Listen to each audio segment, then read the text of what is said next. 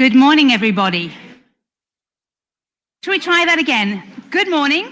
Good morning. Much better. Hello, everybody, and welcome to the 2025 EPALE Community Conference. It's so lovely to see so many of you here in person, and even more, I know that we have lots more people who watch us online. In fact, the audience that's here is probably less than a tenth of the people who are watching us online from Europe and even beyond. So thank you so much for coming to join what is the highlight of the year for the adult learning community. And it is certainly for me one of my favorite events to moderate. So I love spending time with this community.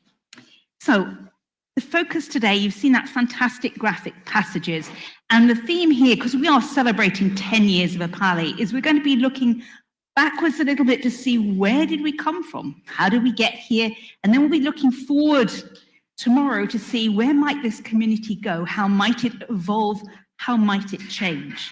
So this is very much a celebration of progress and achievement, and also it's an opportunity to think and co-create together where the community might evolve into. So, a couple of small housekeeping announcements. This is an adult learning community, and this conference is an adult learning experience. That means that I have some speakers coming up to join me, and I should introduce myself. Hi, I'm Tamsin Rose, and I'm your moderator. But we expect you to be active participants. You will do part of the work. So every time I have a panel or speakers, I will be opening the floor to you and to people online. So I will be looking for you to engage. So let me explain how that works. For those of you who are watching us online, you're doing it through a number of different platforms. And you're either watching us on the EPALE platform, or you're probably either on YouTube or Facebook or LinkedIn. So hello to everyone. In fact, can we wave to our online audience? You are very much part of our community. And let me tell you, we have your representative here. So Sarah, if you could just wave to everyone. You may need to come out from behind the pillar so that we're visible. Great, thank you. So Sarah is your voice here. She is going to be watching across all of the different platforms, the comments, the suggestions, the questions, and I will be keeping an eye on. She'll be letting me know what you on the online audience want to share. So you have a physical presence in the room. Thank you, Sarah. If you want to comment or share some information, and you're on the EPALE platform, you need to be logged in. So please make sure it only takes a minute, you've got your account, you're logged in, because we do want to hear from you. And we would like to follow the conversation, so please tag us. And the hashtags we're using, there are two of them. One of them, of course, is EPALE 10, because this is the 10th anniversary. And the second tag we're using is the one we use every year at this time of year, which is EPALE Community Conference. And that way we can track the conversations. And let's make this a truly interactive session. Now, this event is great, but it is part of a momentum of events. We have our national support services who connect with this event by organizing their own local language events. And we've got 11 side events happening connected to this to really create some local buzz. And let me tell you, thank you so much to the national support services of Croatia, Greece, the Netherlands, North Macedonia, Serbia, Slovakia, Belgium, Latvia, Lithuania, Norway, and Hungary. And they are all organizing another event that's connected to this in the afternoon. So there's really a concentration of activities happening around adult education to create some momentum for the rest of the year.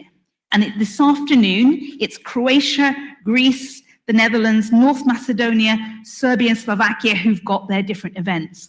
And later this morning, I'm really excited. We've got a live link up to Slovakia to say hello and find out what they're doing. So we'll be talking to them a little bit later.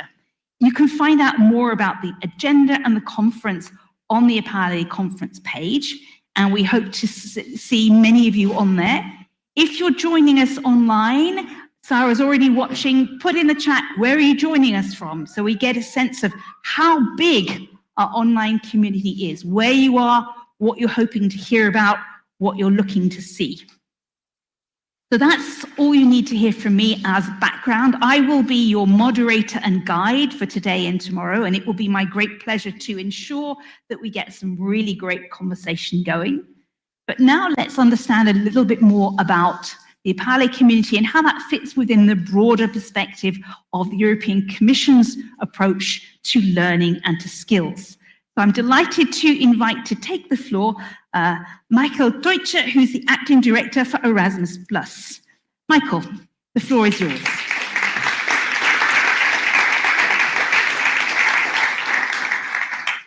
Yeah, thanks a lot, Tansin, and dear friends. Good morning. Real pleasure to be here. Good morning also to colleagues online in Greece, Serbia, and all the countries that you've mentioned. Really great to be here. I actually still remember a very modest, I would say, a conference we did at the start of this adventure that we've now been doing 10 years ago. It was, I remember a seminar in Berlin as part of a bigger conference where we had already quite a big room, all full like the one here in Brussels today, but it was lots of enthusiasm, and it's really great to see how this has developed over the past 10 years. So very happy to be here.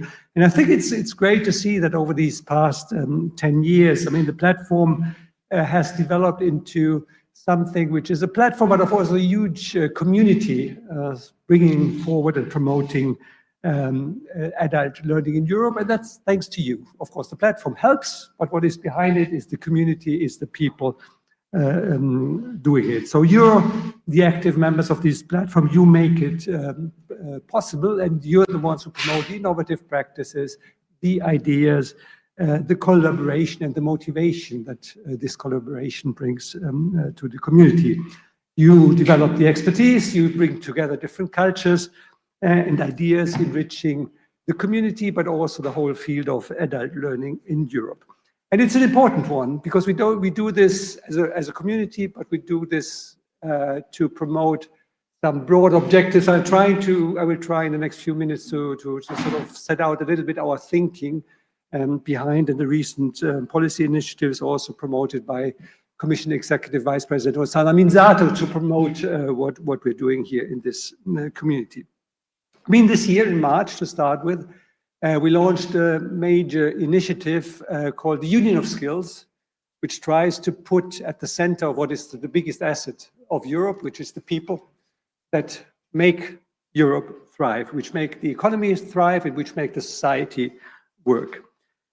Europe, I mean, we have a highly skilled workforce, we have innovative companies, we have well-working education and training institutions. So we are well prepared, but the world is changing very, very quickly. So we have to also make sure that our education system, our societies, our democracies, our labor markets who evolve are served by us, the communities, that we think, how can we better work together to keep pace and to thrive this development so that we have an impact of where we would want things to go rather than sort of just being confronted to new challenges and being reactive. We face huge challenges. I mean, think of demographic changes, geopolitical uncertainty, democracy being under attack in Europe from without, but also from actors in the European Union.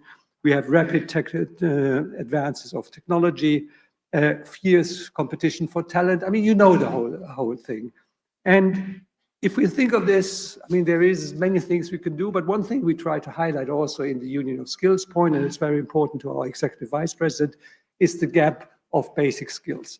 Basic skills gap, we have that for young learners, but as much we have it for adults. We have 1 in 5 adults, 20%. It's a lot. I mean, if you think of this, 1, 2, 3, 4, 5. Sorry, it's Andrea I mentioned here, but it's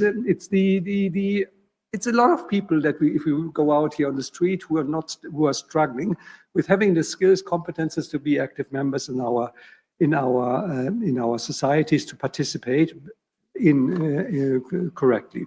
We have many companies. I mean, 4 out of 5 small and medium-sized companies, enterprise, who have difficulties in recruiting people, finding the staff they need. And we have it all in the news that even in places where we need a lot of things to develop, housing or other things, that the companies still don't find the people to engage and to work as it is in order to make the economy work.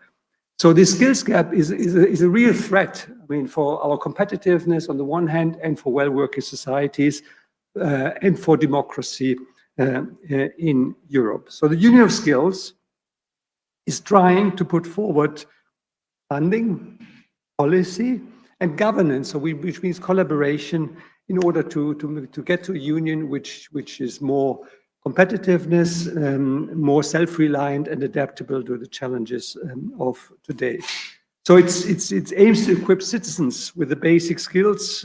And when you talk about basic skills necessary, we actually want to enlarge that also. We talk about basic skills. Everybody knows about reading, mathematics, science, very classical. We've discussed a lot about digital also in the past year. We think now of 5, adding also democracy skills, citizenship skills among the basics, because we believe that without those 5, reading, mathematics, science, digital, and citizenship skills, nobody will be able to engage positively in the union. So we envisage a union where individuals are empowered to be active in society, in the labor market, and where companies then can also work with the people and make the economy thrive. So we want to work, if we think of these union of skills, I mean, if we have different elements, if I can repeat them, I mean, there's 4 basically of them. 1, ensure the skills foundation so that everybody has it. 2nd, update the skills to cater for any developments and to adapt where it's needed. 3, mobility and recognition. We very much believe, I work for the European Union, we're trying to support exchanges and mobility across Europe. 4th, we want to attract talent from worldwide, because I mean there is a global competition for people also to stay in Europe and to come to Europe in order to move ahead. So foundations, updating, mobility recognition, and attracting people. And this is something we try to do with the Union of Skills and the Basic Skills Action Plan. EPALE is a key component of that. I mean, it's a key component of the Erasmus program that we try to put forward, and we would like to use it, the connections that we have in our community, to promote good practices and experiences of personal stories. And when and I take the opportunity to thank here my colleagues Wilhelm and Deirdre for the preparation of the conference, together with everybody else from the support services. When we sort of prepared this, we also thought of the personal stories which are at the core of what we're doing here. So we found some examples, and I now have to look at of Nina, who was a language teacher, who basically used the EPALE as a source for better teaching, for innovative teaching, and build a network of peers together. So she's become a better teacher by working with the community. She's become motivated. She always was motivated, but I mean, she is motivated by the community she is behind, and she has improved her self-confidence and knowledge of innovative teaching ways. We have Victor, an adult educator, who used EPALE to create an Erasmus project, who found via the project, the finding of project partners via the EPALE platform, who launched Erasmus Plus Space, turning an idea of a project into reality. And we have actually also some adult education centers in Spain who've used our platforms here to turn their literacy programs in communities which don't have the service. So I think the example shows that it really makes difference. It's not something abstract. It's something very concrete that our members work with. And something we are particularly proud of course, we collect good evidence, and we also provide some content, but I mean 70% of the content you find from EPALE comes from you, comes from the members. So that's something which is the real strength of this platform and why it is a well-working community. And it's a community which the numbers, I mean, we're not Google, but still we have quite a community. We have now 170,000 registered members. So that's something. That's quite a number of people we reach for the in the adult learning community. We have 100,000 visitors each month. So it is working. It is thriving. It shows the reach and the value of EPALE. And as a vital resource for adult learning. Next point I wanted to mention, EPALE is, of course, it's a very specific instrument, but it's part of a broader program we have. I mean, EPALE is there to serve the policy. I mentioned the Union of Skills, but it's of course also part of the bigger Erasmus Plus program, which also serves the same policy objectives. We just launched from the Commission just before the summer break, a proposal for the next generation of the Erasmus program. You may know it's always linked to some what we called multi-annual financial perspectives, multi-annual financial framework. So we've just proposed the next generation of the Erasmus program to come in as of 2028, where we also want to use that program to promote exchanges and to promote a policy agenda that is a policy agenda of lifelong and life-wide learning. It's a policy agenda that covers various sectors in education and training, but also youth and sport, informal education, and non-formal learning. We proposed a budget that is ambitious. We propose an increase of 50% more compared to what we have in the current time. And I mean, if I can just cite some work on the preparatory discussions in the Commission, I mean, we've basically been told before, forget about any increases. We have to expenses for military, we have to expenses for research, we have expenses for competitiveness, we have to invest in rebuilding Ukraine. So everything else is, if you get plus minus zero, it's good news for you. So please be aware. And I think the fact that we have a 50% increase of this budget here, I think is a good sign that even in this very difficult time, the importance of formal and non-formal learning, of mobility in Europe is considered very importantly by President von der Leyen, by Rossana Minzato, of course, and others who take care of the budget of the European Union. And we now, of course, hope that the legislator, it's a Commission proposal at the moment that is being discussed by the Council and the European Parliament, that these figures will remain stable as we go along. For those who are specialists, because I got this question before, I speak of a 50% increase.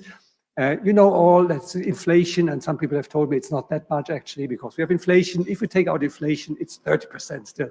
So it's not bad. I mean, in terms of, and you can find those who are the specialists among you, you can find it in the proposal. We do this for two reasons. I mean, Erasmus is again there, I repeat myself here, to promote on the one hand, if you have an elevator pitch, so if you meet somebody in the street, say, what's that all about, this Erasmus?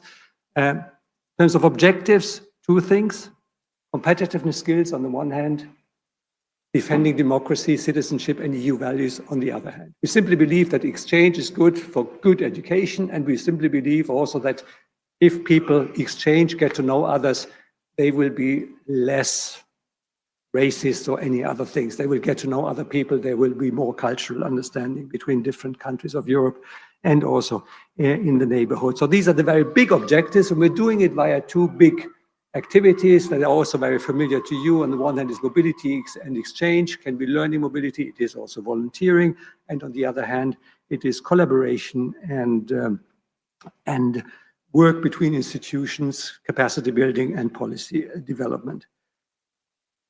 Adult education is part of that. Adult learning also, I should say, because all forms of formal learning and informal learning will be included to promote skills development, upskilling, reskilling, promoting competitiveness, ensuring social cohesion, and supporting active social participation. So our idea is to improve education and support people, which is the result of this. We think we can do it via exchanges, but also by bringing together resources that we have across Europe.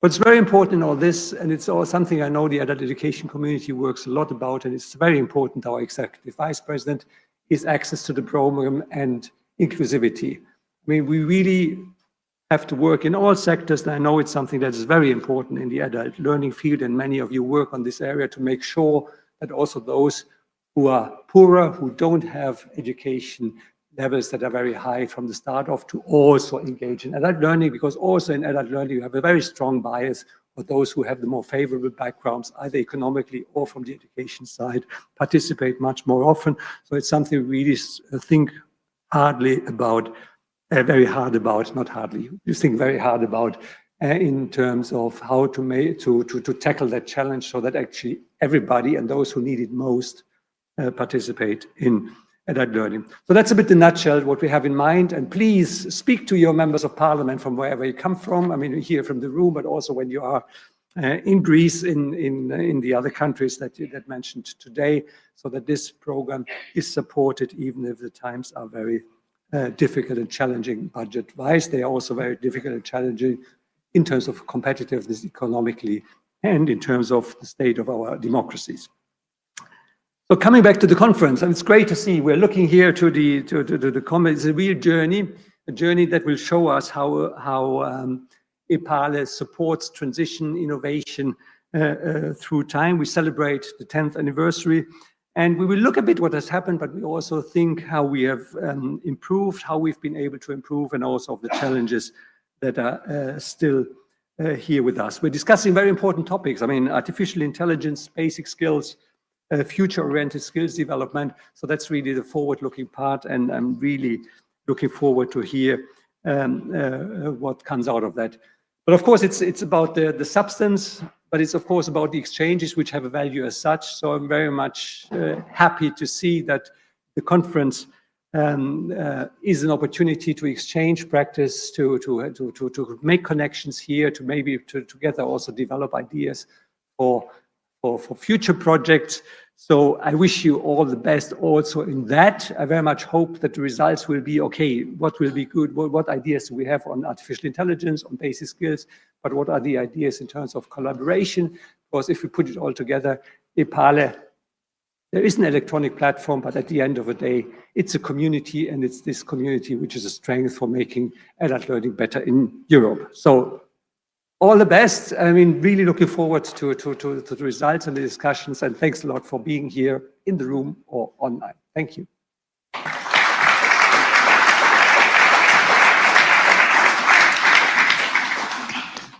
Excellent. Thank you so much for giving us the context, the big picture, and also, you know, hearing that very strong vote of confidence from the European Commission, ambitiously saying, well, yes, these are difficult times and there are lots of new political priorities and demands for budget, but people and their skills and education matter, and putting forward that ambitious proposal, which, as you said, still needs to go through the member states and the parliament. But this is laying down a card on the table to say we need to invest in people, in their skills, in their learning, and to ask for that ambitious, larger budget. So I think that's a really useful sign that we can take with us.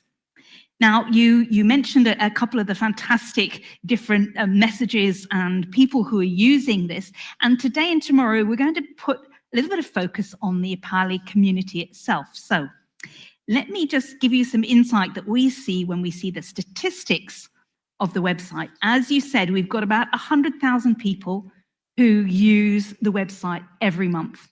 Now, if we've got 170,000 registered users and 100,000 coming every day, that's a great engagement level, every month. But do you want to know what's the most popular elements on the website? Since 2021, so in the last 4 years, the most visited article is on the importance of writing skills.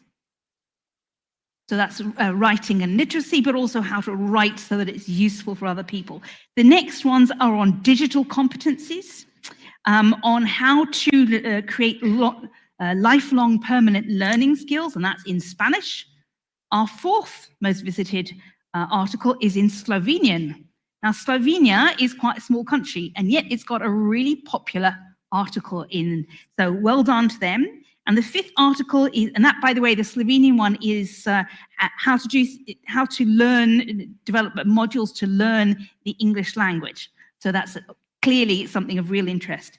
And our fifth most popular is Polish, and it's how to create courses for e-learning. For this year, the number one most visited article is a scheme for developing non-formal learning opportunities. And the second most popular, again, it's from a small country, and I've met someone from there this morning, Malta. Who's here from Malta? Hand up. Yes, congratulations to you, because the article on the Adult Education Awards 2025 guidelines is the second most visited article on the EPALE website this year. So even small countries can have a very active community. Then the third most visited this year is a Spanish article on digital competencies. The fourth is a Czech article, and this is again showing how valuable it is to have the different languages engaging on that. And we've also got it was just launched this summer, the EPALE resource kit on AI in adult education called Beyond the Buzz. That's the fifth most popular article, and I expect that will continue. In terms of who's uploading the most, after English, the next most uploaded language is Spanish. That perhaps makes sense, it's a large country. But the second most uploaded, and this is a surprise, Estonian. So we have, congratulations to our Estonian colleagues. It's a small but vibrant country that is putting up a lot of materials in their own language, which tells us that if it's being put up there, people are downloading it, using it. So congratulations to our Estonian colleagues. The third and most uploaded content is our Polish colleagues. Large country, they're sharing a lot of materials, followed by Germany and another small Baltic country, Latvia. Colleagues in Latvia, you are also pushing up materials in your own languages so people can use it and share it. In terms of your visitors, which are the languages that are most visited? Well, probably unsurprising that Polish, Spanish, and Italian are the top three. Coming in fourth is French. Now, we aren't getting as many articles written in French, but people are reading stuff in French. That tells me colleagues in Belgium, French-speaking Belgium, and in France, there's an audience out there for your content that you are not feeding. So let's get more articles up there in French. And this one's an interesting one. The fifth most visited language is Turkish. So we have a large community there, or there's a real appetite for materials in Turkish that can be used for digital learning and online learning. So this is just a little bit of information for you to know there's people who want to read not just in English, but in other languages. So the more material you add in, even for a small country, you've got active users who want to download it and use it and take it further. So that's great. Tomorrow I'll be sharing some more statistics. We're interested in the times of day you post, when's the most popular time, how are you using it. So wait for me to share you some of those statistics. But we wanted to show that this isn't just a Brussels-based website in English about the institutions and what they're doing. This is your space. And even smaller countries, Malta and others, if you get your community engaged, you get a lot of popularity. Your materials have a very broad reach. So thank you for all of that. Now, for those of you who are watching us online, and Sarah's keeping an eye on there, put in the comment in a chat where you're joining us from, what languages you're using, so we get a sense. Are you part of the community that's, say, watching or reading things in French or in Turkish? Are you posting in Polish? That's great for us to get a sense of how you use this website. And just to wrap up this first section, I'd like to show a short video. It's very short, but it tells you the story of EPALE, how it began and where it went. So now let's watch the little video on EPALE.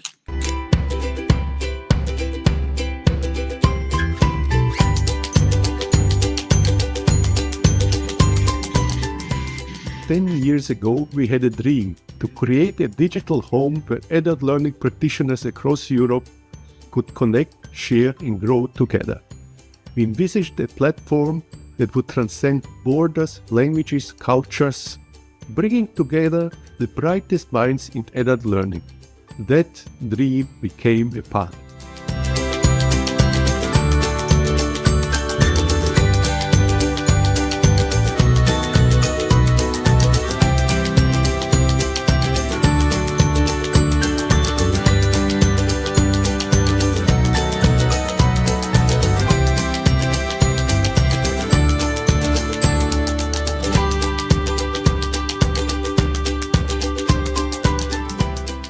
For a decade, EPALE has been the heartbeat of adult education in Europe. What has EPALE meant to you over the years? Collaboration, exchange, empowerment, connectivity, evolution, together, community, knowledge, sharing, fulfillment, synergy, dissemination, pluralism, growth, insights, inspiration, partnership, passion, progress, resourcefulness, unity, engagement, empathy, eye-opening, opportunity, Europe, enlightenment.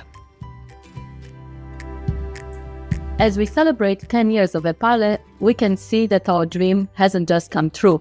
It has exceeded our boldest expectations. And we're not stopping here. As adult learning faces new challenges and opportunities in our rapidly changing world, EPALE's mission becomes even more vital. The next decade promises even more innovation, collaboration, and opportunities. This is not just a celebration of our past, it's a commitment to our future. Join us as we write the next chapter of EPALE's story.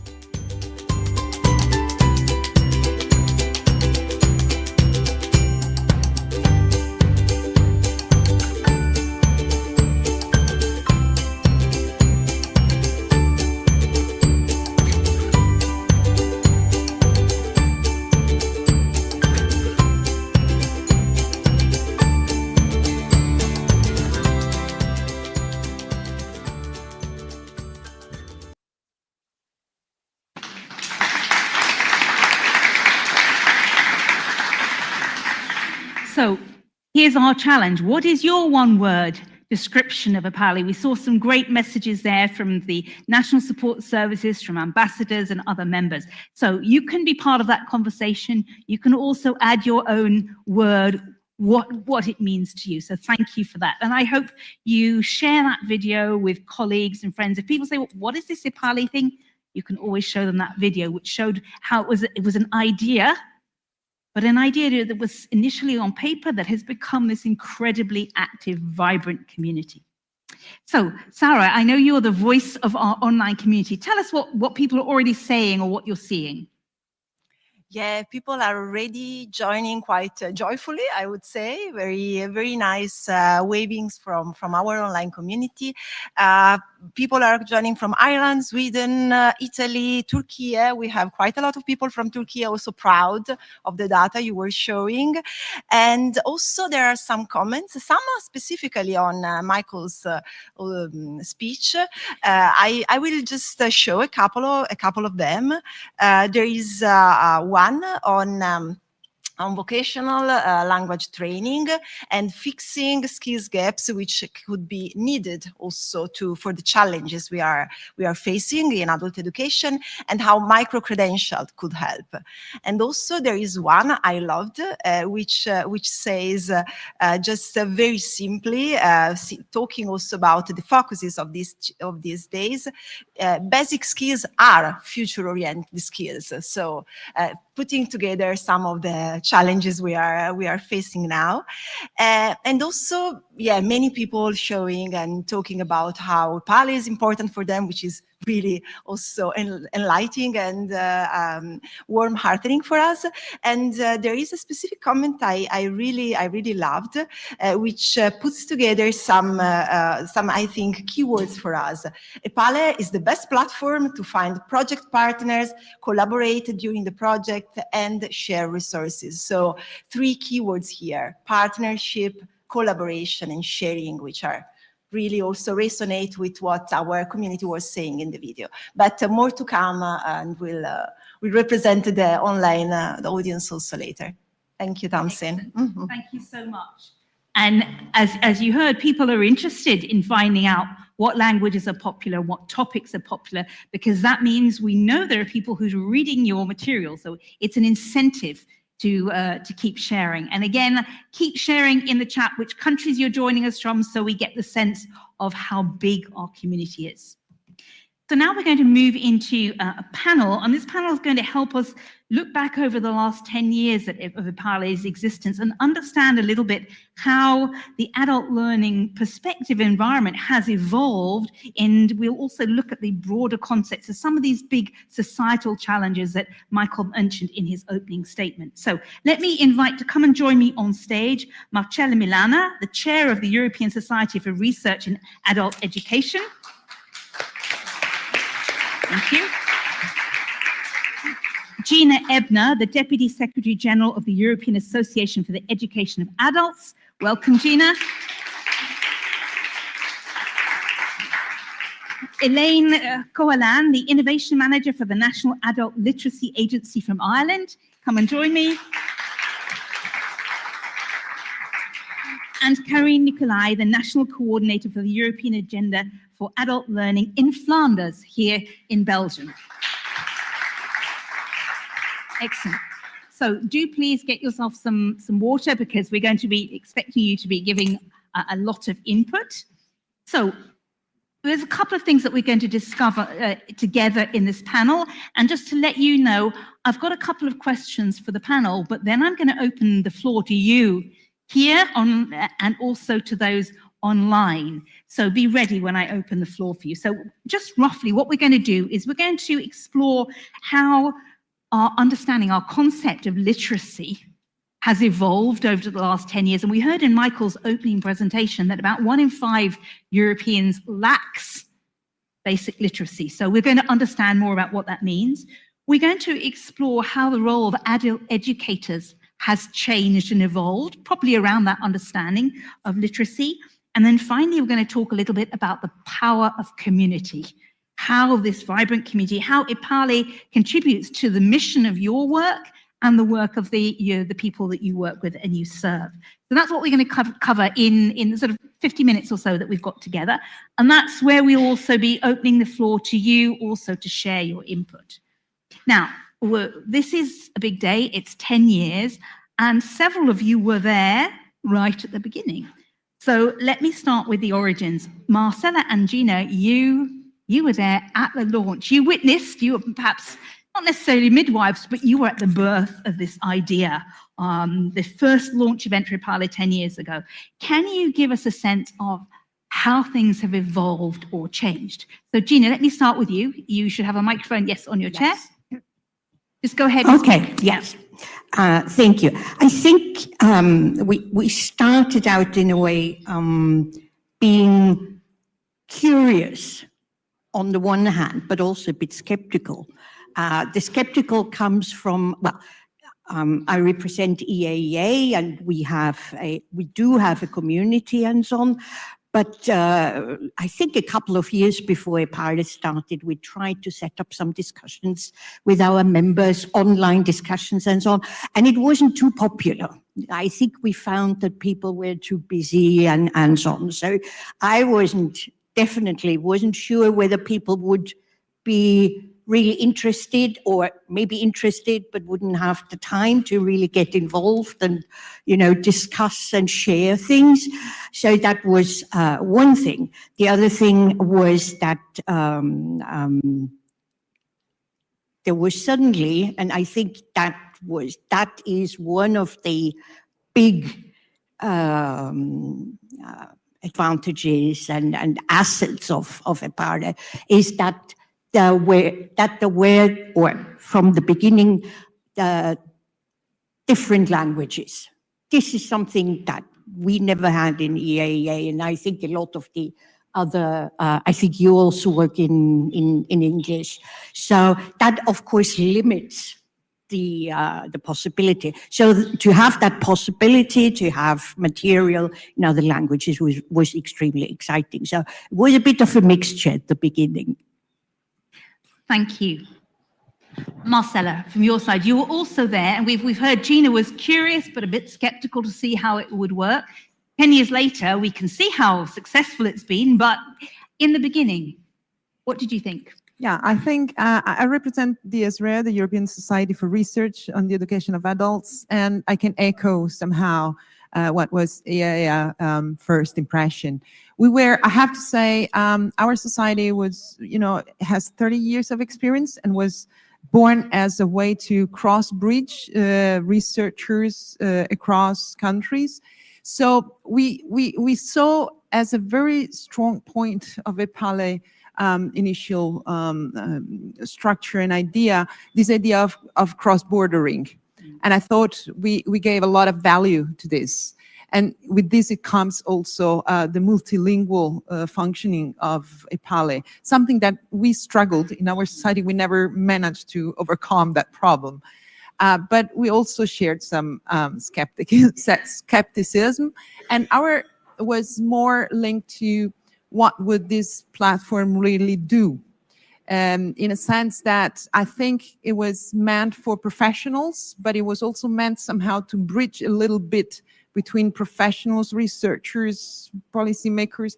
And we felt as researchers, maybe at the beginning we felt, well, we're not really engaged with it, but we realized over the years that this is not the case. So this skepticism has been somehow overcome through the development.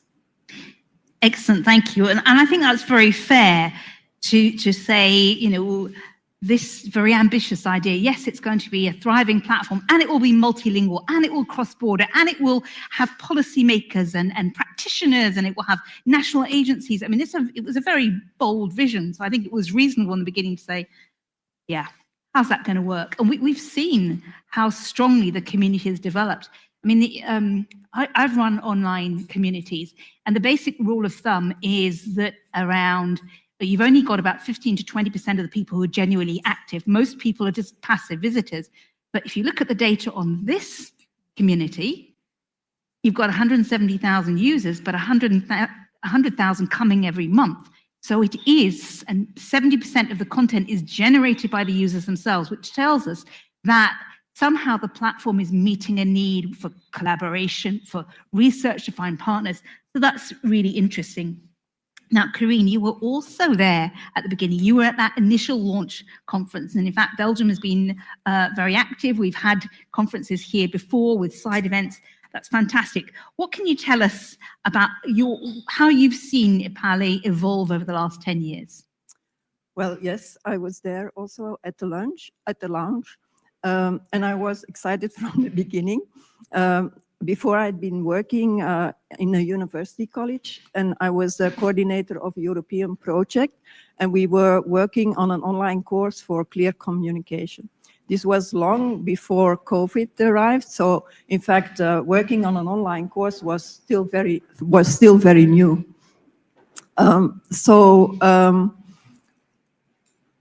While we were doing this together with international partners, I was also learning a lot and doing some research on community learning, how people learn, on how lifelong learning.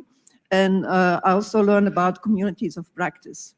And communities of practice, they're about learning from each other, learning from a master, but also learning from pupils learning from masters, learning at your own pace, learning where you want, when you want it, sharing knowledge, sharing expertise, sharing good examples. And in fact, this was everything that EPALE promised to be. So I was very excited. I was very happy to become a member of the community. And so when I heard that there was a vacancy to become the coordinator of EPALE Flanders, well, I just took my chance, and so there I was. Thank you. So it's even been a place to find a job and a career and a new position. That's great. Okay, so that's some stories from the beginning of understanding the sort of ambition of what you started to create.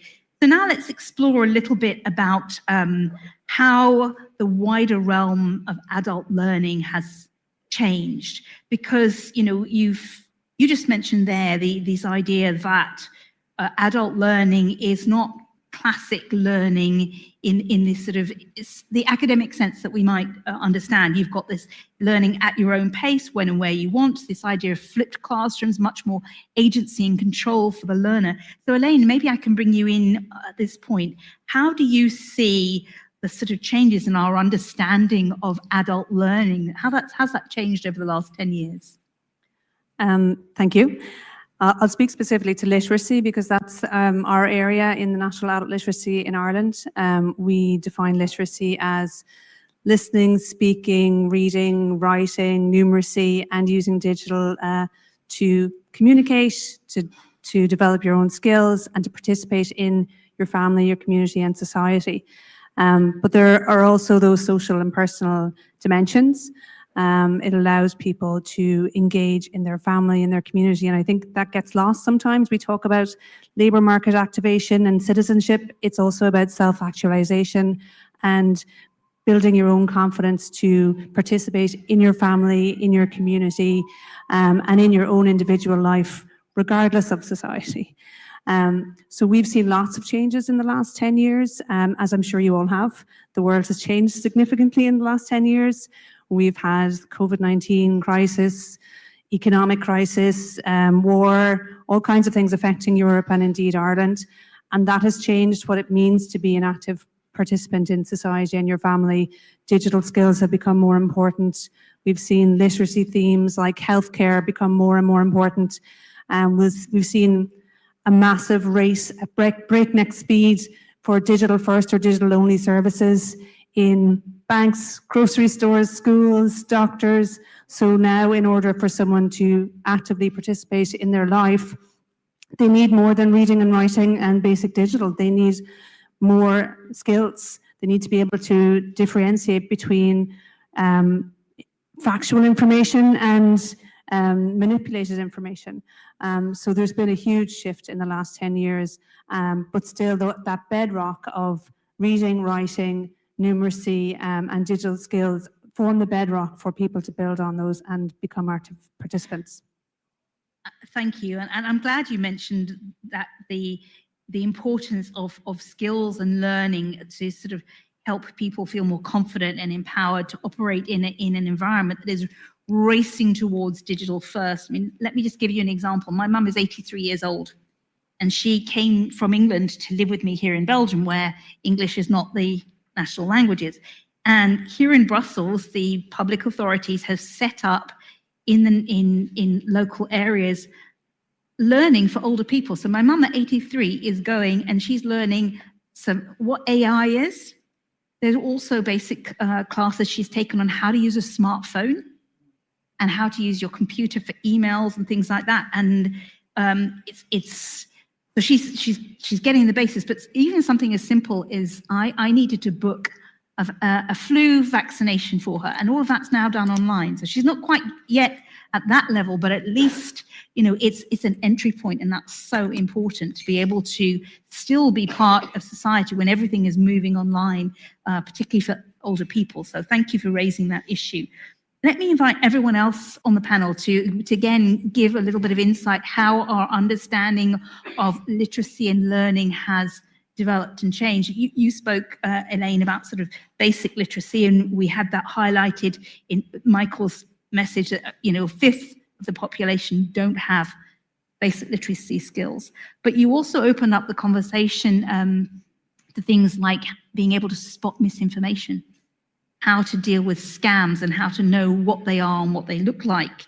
So again, that's now part of the range of skills that people deal with. So who on the panel might like to pick up on this issue of what's changed in adult learning, our understanding of the skills that people need? Anyone who'd like to do that? Gina, go ahead. I think one thing that we've seen is that from a methodological point of view, if you want to call it that, is that adult learning has become more learner-centered. Now, I think there were some countries, as usual, in adult education in Europe that were already ahead. I think Ireland is actually one of them.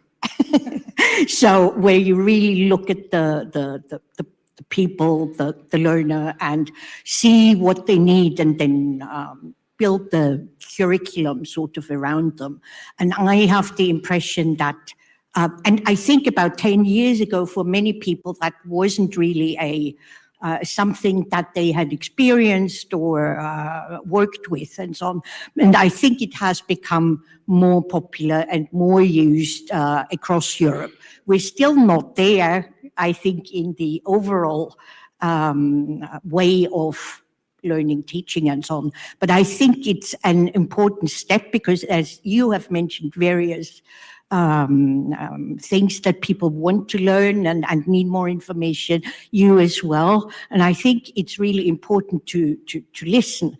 One point that we like to make, and some of you might have heard me talk about that, we need to make sure that adult learning is relevant to people, because that's when they participate. And if we answer to the needs that they have, it is relevant. Like, how do I recognize AI, and so on and so on. Yeah. Maybe I can give him my microphone. Your mic, the team at the back just needs to know who's about to speak and they can activate. So go ahead. Okay. So maybe I can give an example of how we worked with the adult basic education sector in Flanders, because that was also the task of EPALE and the meaning of EPALE, to work with them and to make adult learning professionals better in their job. So we wanted to reach as many people as possible in adult basic education centers and the teachers. And it's hard to reach them one by one, but we once we knew that they had like a big meeting of all teachers in Flanders about how to teach in basic adult education.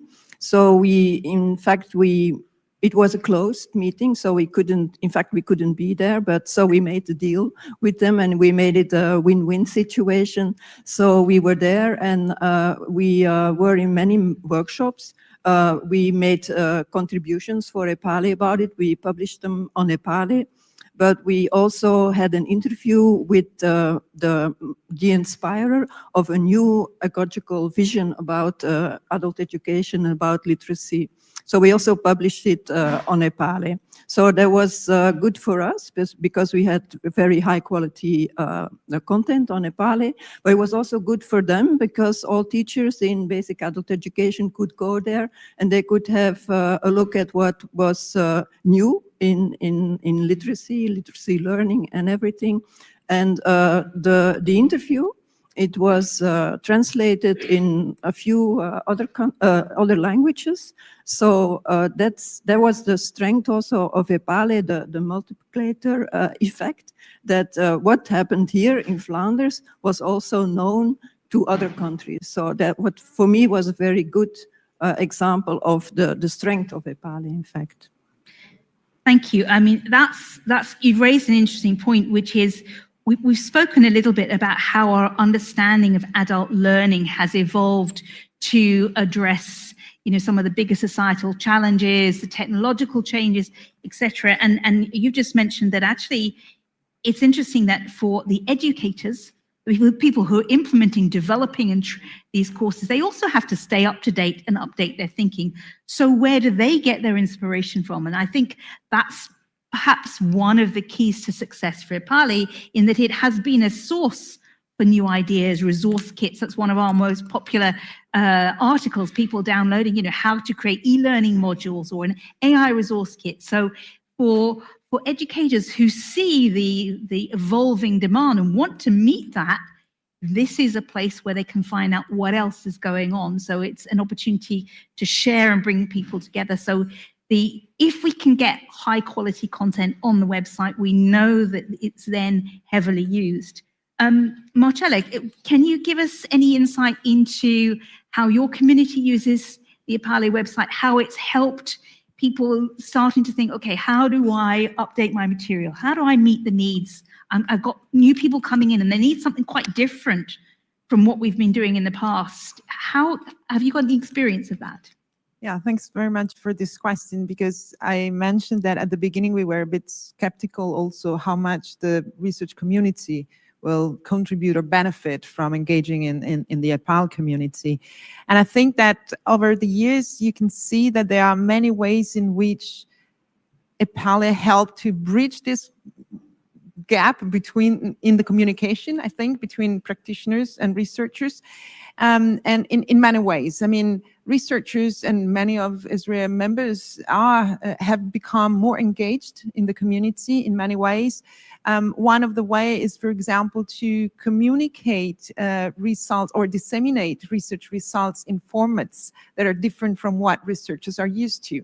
We're used to disseminate through, articles in academic journals that practitioners may never read or that may not speak to them.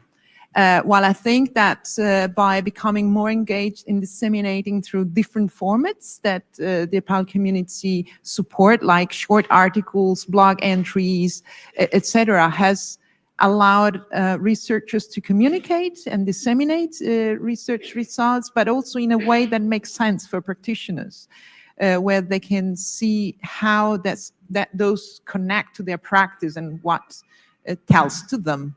I think this is one of the ways. The other way is also, I think, by the increasing functionality of EPALE and the creation of more opportunities also to meet there and to get to know other institutions, not only individuals, and also created new spaces for collaboration, for co-designed a small project that may have also a direct impact for practice. So in that sense has also helped to create ideas for engaging, not only for sharing, but also for co-creating new activities. Thank you. And just a message to our online audiences, we'll be coming to them in a minute, but do let us know online, how are you using EPALE? Are you using it for partners and for research to disseminate what you're doing? Is it to kind of help develop new content? It's really useful for us to understand what are the evolving needs of the community and how we can build on that. So thank you, Marcella. And Sarah, I know you're keeping and you'll be signaling to me when we've got input online. Elaine, let me invite you to reflect a little bit on that. You spoke at the beginning about the area of basic literacy, etc. Is it interesting for you to see and for your members to see what else is happening in these sort of other building blocks around adult learning? How is that helping to see where basic literacy fits into that long spectrum of lifelong learning? Because I think that's been a really big theme in the 10 years or so. I've also been involved in helping to moderate your EPALE conferences. This message about, learning it's not a done and dusted. It's an attitude, it's a mindset that people need, and that basic literacy is often the first step to what we hope will be this continuous process. How do your members look at what's in EPALE and use it for inspiration? Thank you. So I suppose the National Adult Literacy Agency, a lot of our work is based around policy and research. So we would use the platform in that respect to learn from what other countries are doing. We're all operating in the same European policy context, and I think the thematic nature of the conferences and the work at EPALE is really helpful for that. So we use it to learn and inform our own policy, to network and collaborate with other countries, and indeed to just learn in terms of our own provision. We're a complex, as most charities are, we're a complex organization, and we do lots of things. And we're also a provider of adult literacy services through online and remote learning. So we use the platform to learn what other countries are doing and indeed to share our own practice. Thank you. Karine, maybe we can take some inspiration from you in the way that you built the community in Flanders, and how did you first go about it? Because, I mean, it's not like adult education was discovered 10 years ago by EPALE. I mean, there were people doing their own thing in their own corners. So how did you go about getting everyone to come together? And once they did do that, what sparked off? What magic happened when people started to talk to each other? Yes. So first thing I had to do when I started the job, I had to map the adult learning community in Flanders. So I thought it would be an easy job. I thought there would be like an Excel file lying there with all the contact details, but that was not true. So I had to make my own Excel file. So,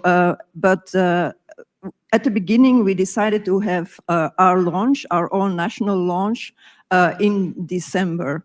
That was like a few months after the international launch.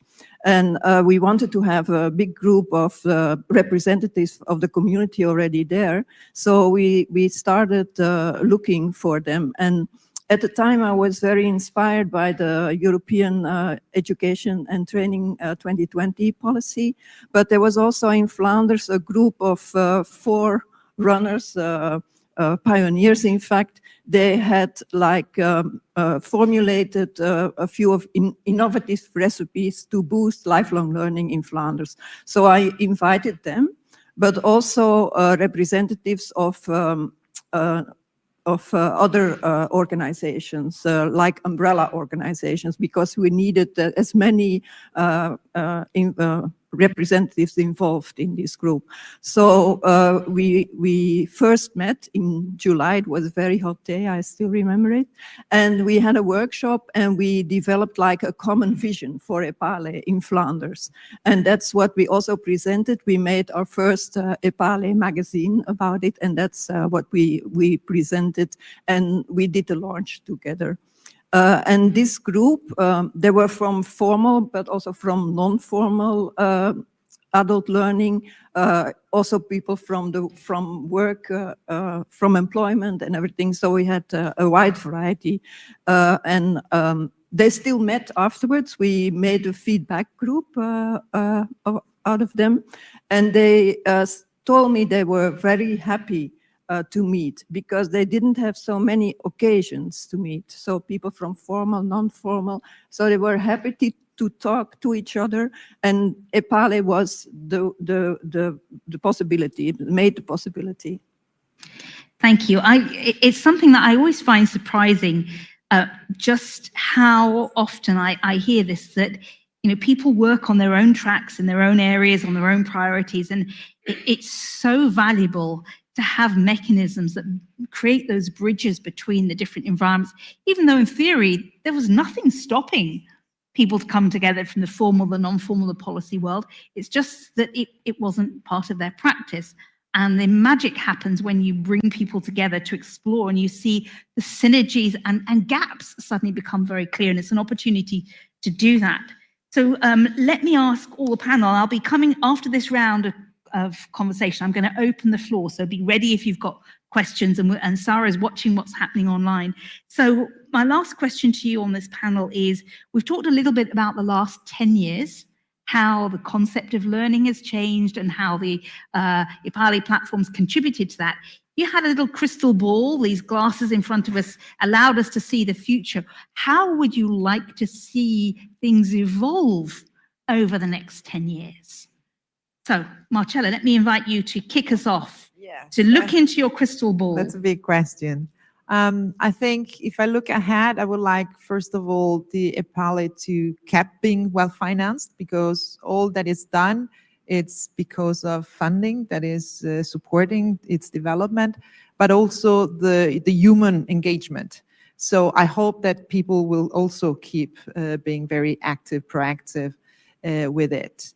I think I also hope for the platform to be as it is now, in a sense, of course, by developing, but by being connecting a platform, which is a digital environment, with the lively opportunity of encounters and all the events around the platform.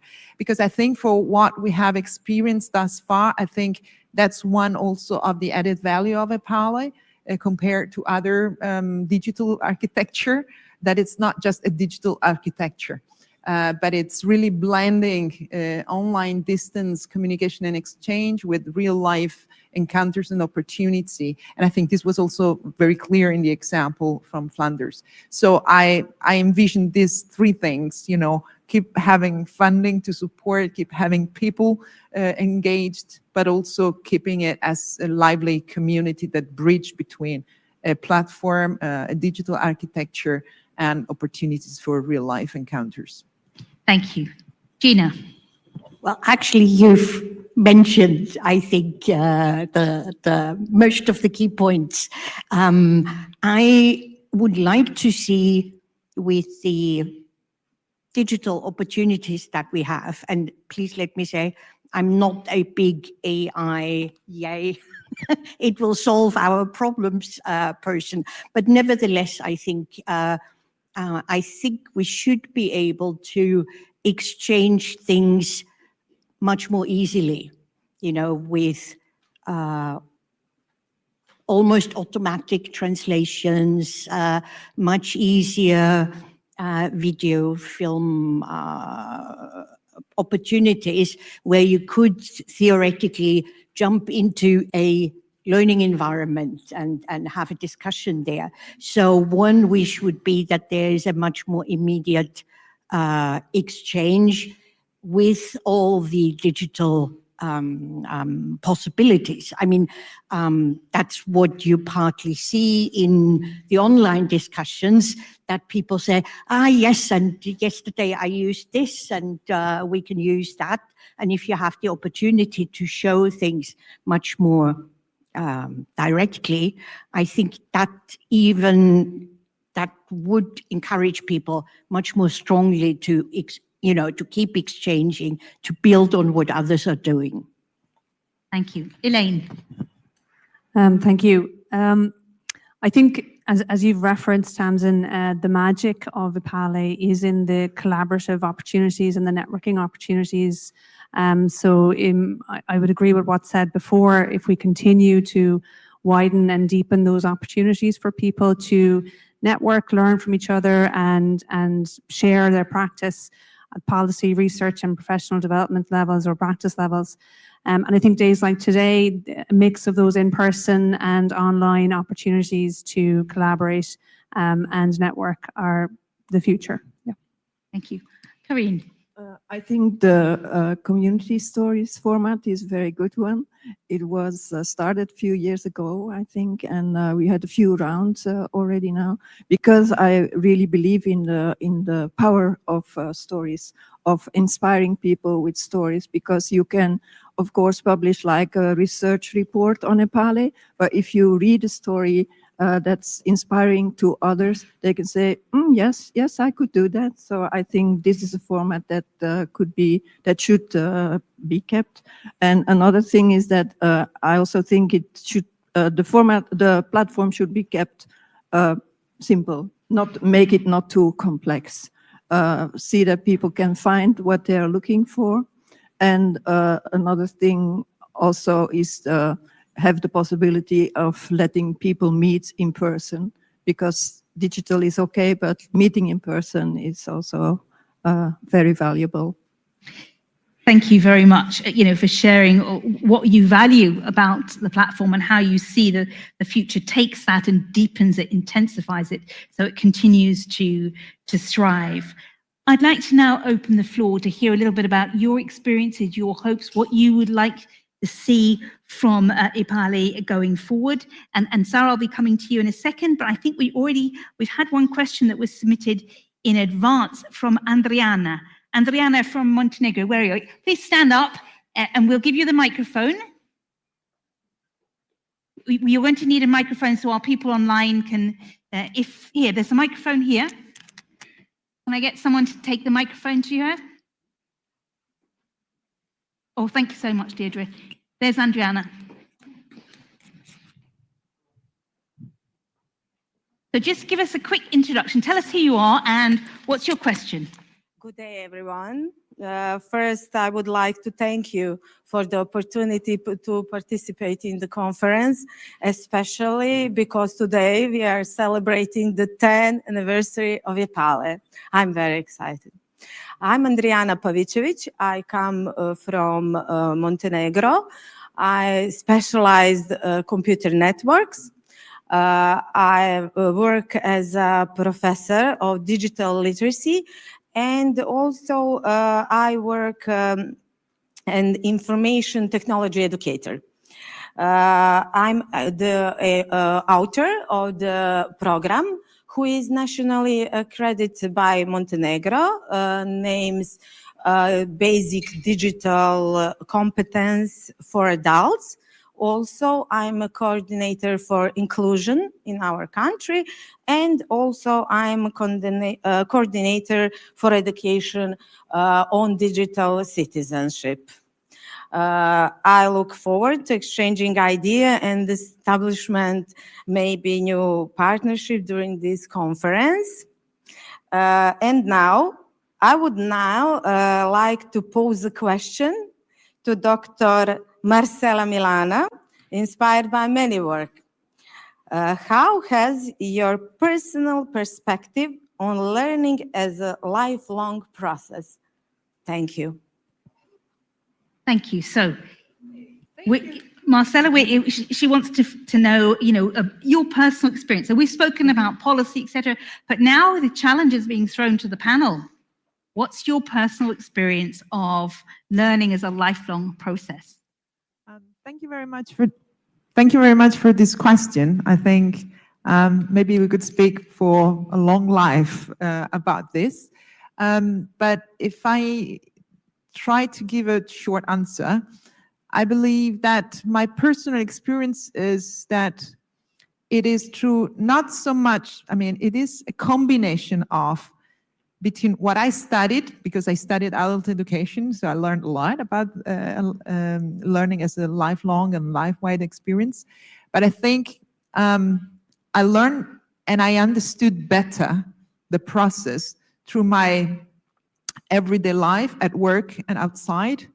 I think this idea that learning is widespread, is pervasive, is life-wide, it's something I experienced through thinking of where and how I learned, for example, at work, not through work-based training, but through collaborating with colleagues, for example, and learning how to do better my job, but also about the ethical dimension of work, etc., but also in everyday life, in interaction with people. So I think this idea that learning is really widespread is something that I experienced through life. But also, allow me one more. I think when I was a university student and I was learning about adult education, there was one adult educator from Italy, Ettore Gelpi, and he was mentioning that adults need to unlearn in order to learn. And this was something that at that time I couldn't really understand that well. But I think that's also what I've learned through the experience, through the everyday life learning, that we need to, I think this widespread experience that learning is, it also challenge adults to, abandon their securities in order to be able to make space for a new way of seeing things. And I think that's the power of adult education, actually. Thank you, Marcela.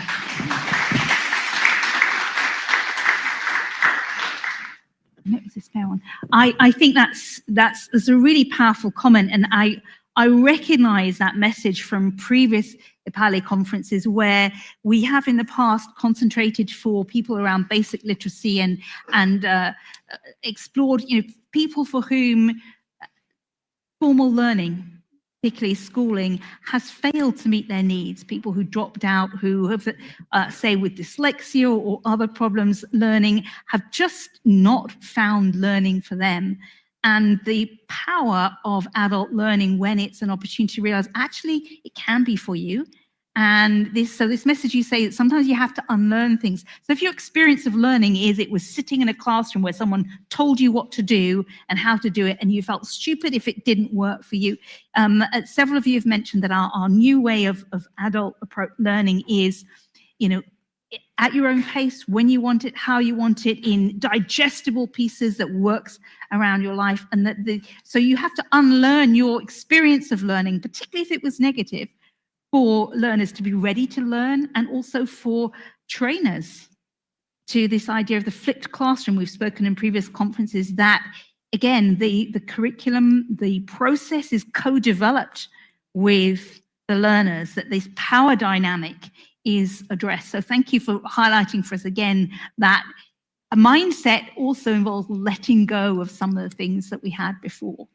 Does anyone else from the panel want to respond on that? If not, I know we've got some great online questions coming forward. Maybe I just wanted to mention an interview that's published on EPALE. I had the opportunity of going to the Lifelong Conference in Lillehammer a few years ago, and there was a professor, and I don't remember his name, but I think his last name was Jackson, and he talked about this process of lifelong and life-wide learning, and that was very good. So you can find it, it's an EPALE interview about this question. I love that idea, lifelong and life-wide. I think that's a really interesting concept. I'm going to go away and use that one. Elaine, you wanted to just say something briefly. Yes, I'll try to be brief, thanks. Just reflecting on my own experience of adult learning, when Marcella was speaking, I thought of during COVID in our workplace, we had to adopt Microsoft Teams very quickly. I had never used it before, nor had most of my colleagues. But reflecting back on it now, I was able to pick it up very quickly, but that bedrock of literacy, numeracy, digital skills, and importantly, just the confidence to try things and fail and learn was really important. And it made me think about people who didn't have that confidence and didn't have that bedrock, and how much further behind they are and have become now because of this advancement with digital. So I think, well, it's really important to reflect on this life-wide and lifelong learning practice we all have and need now in society. It's also important to remind ourselves that that actually leaves people even further behind when they haven't had those skills in the first instance. Thanks. Thank you. Sarah, tell us a little bit about what you're seeing online, what are people interested in, and what questions do they have for the panel? Yeah, this conversation is clearly struck a chord in our audience. There's quite a lot of interesting interaction going on, so let me bring just a couple of them. We have, for example, Dora, our colleague from Portugal, a colleague from the EPALE National Support Service, which was mentioning that for her, one of the most interesting aspects of EPALE is demonstrating how education and learning connect to almost every aspect of our lives. So echoing a bit what also the panel was talking about. So be it health, safety, agriculture, industry, leisure. And it seems that EPALE proved the way for this connection to be seen as fundamental. And what the speakers think about this aspect, I think you already touched upon this question. I don't know if there is anything you want to add. But we also have, I just bring a couple maybe so you then can see. We have this interesting comment. It was brought while Elaine was talking, so also from Irish colleagues from the EPALE National Support Service, saying that people with unmet literacy needs tend to compensate with soft skills such as strategic and practical problem solving, and can these compensatory skills be harnessed to help with their learning? So very specific question on basic and skills and literacy. And maybe the last one, then I can show them again if it's easier. It's from a user from Turkey. Considering that digitalization is a priority, do the speakers believe that the EPALE countries are successful enough to keep their adult education centers with enough number of digital tools? So maybe you don't have a specific answer to that, but on digital tools and digital skills, maybe you want to elaborate more a little bit. So these are the main highlights I wanted to bring, but there are more. There's a lot of things going on. Great, thank you. So we've got a couple of really interesting questions that we could pick up on there. So we've had this question about, okay, how do, and maybe it comes to what you mentioned about life-wide learning, because we had the message from Portugal which said that adult learning as a way of connecting lots of different aspects of life. There's your role and identity as a citizen, voting, being able to understand what politicians are saying. There's the capacity to keep yourself well, understanding, you know, food labels and how to take care of yourself. So that's your health and well-being. Then there's also, you know, how to your mobility and other aspects of your life.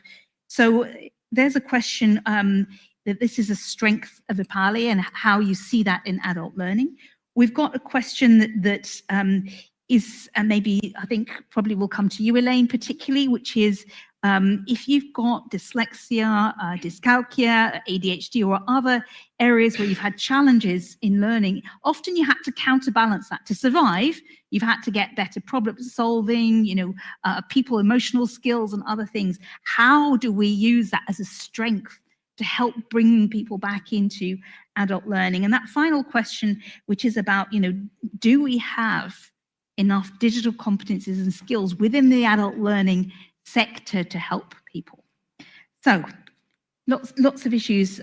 Gina, would you like to pick up? Which of those questions do you want to speak about? I would like to comment on the question from the Portuguese colleague on the you know, the need, but also possibility of learning in all kinds of areas. And I think that is extremely important. And I would like to see that much more. But generally, the existence and the value of informal learning is still very much behind generally. I mean, people learn all the time and do a great job. And also, and especially people, that's then the next question, who have not had positive experiences in formal learning. But there is all that informal learning, and I would like to see it both in the general population so that they know, actually, I made a lot of progress in this or that, but also on the policy side. You know, health.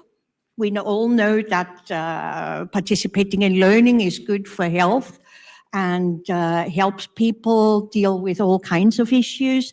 But generally, if you ask people, they go, no, I haven't learned anything about health, or, you know, so we could have a much better policy approach if we acknowledged that learning is in all the areas and is necessary for all the areas. Thank you. Marcella, go ahead. Follow up, because somehow it connects to what Gina is saying. Because I think in connection to this, there is also, before we mention how have views changed over these 10 years, and I think one slight change is also that we are a bit more aware that there are not skills for work and skills for or learning for leisure, right? And I think that digital skills, like basic skills, are clear examples there. So now if we go back to the last question, maybe with digital skills, we do not have enough provisions yet, but it's also partly the fact that we do not recognize adequately the role of non-formal, but also informal learning, I would say, because as the example with COVID showed, for example, with digital skills, many of us learned new things because they were forced by COVID and, you know, just by shifting dimensions at work. But sometimes the provision it doesn't take a point of departure on what is really practice that happen, for example, in the workplace or in the family, intergenerational learning, when, you know, young people teach their grandparents how to use the phone in order to make a video call or something. And I think that's perhaps the gap that we need to fill in, to think more of provision of digital skills and AI literacy and whatever, not as something that disconnect from the real practice that happen already at work or in the family, but starting from that informal opportunities that arise. And there, the non-formal providers could be very helpful in that respect. Okay. Thank you. I'm thinking of an example of a group of people, illiterate people, not speaking Dutch. It was based in a center of basic adult education. So it was in fact a formal setting, but it was a completely different way of working. So they didn't have to sit on a chair and in a classroom, but they could play theater. So they were in a theater play, and the play was around their emotions, about their feelings, about their problems, also about getting to know each other, talking about each other's problems, having, understanding each other, and they made big progress. Although in the classroom, they were like not very comfortable, but there they were with their friends, and they really wanted to come, and they really wanted to learn. And we could also show this on EPALE. Thank you. Elaine. I'd like to speak to the soft skills question. So NALA started publishing guidelines for good adult literacy work back in the 80s, and we've evolved those over the years based on theories and philosophies of adult education, primarily the Paolo Freirean approach to adult literacy. And this reflects what you mentioned earlier, this learner-centered approach. Learners don't come as adults to learning as blank slates. They come with their own experiences, knowledge, confidence, abilities to do many things, which is why we've been promoting a learner-centered approach to adult literacy for many decades now in Ireland. And I think that holds very well in today's context, where people are coming with confidence, with problem-solving skills, and maybe even with diagnosis, difficult experiences of education.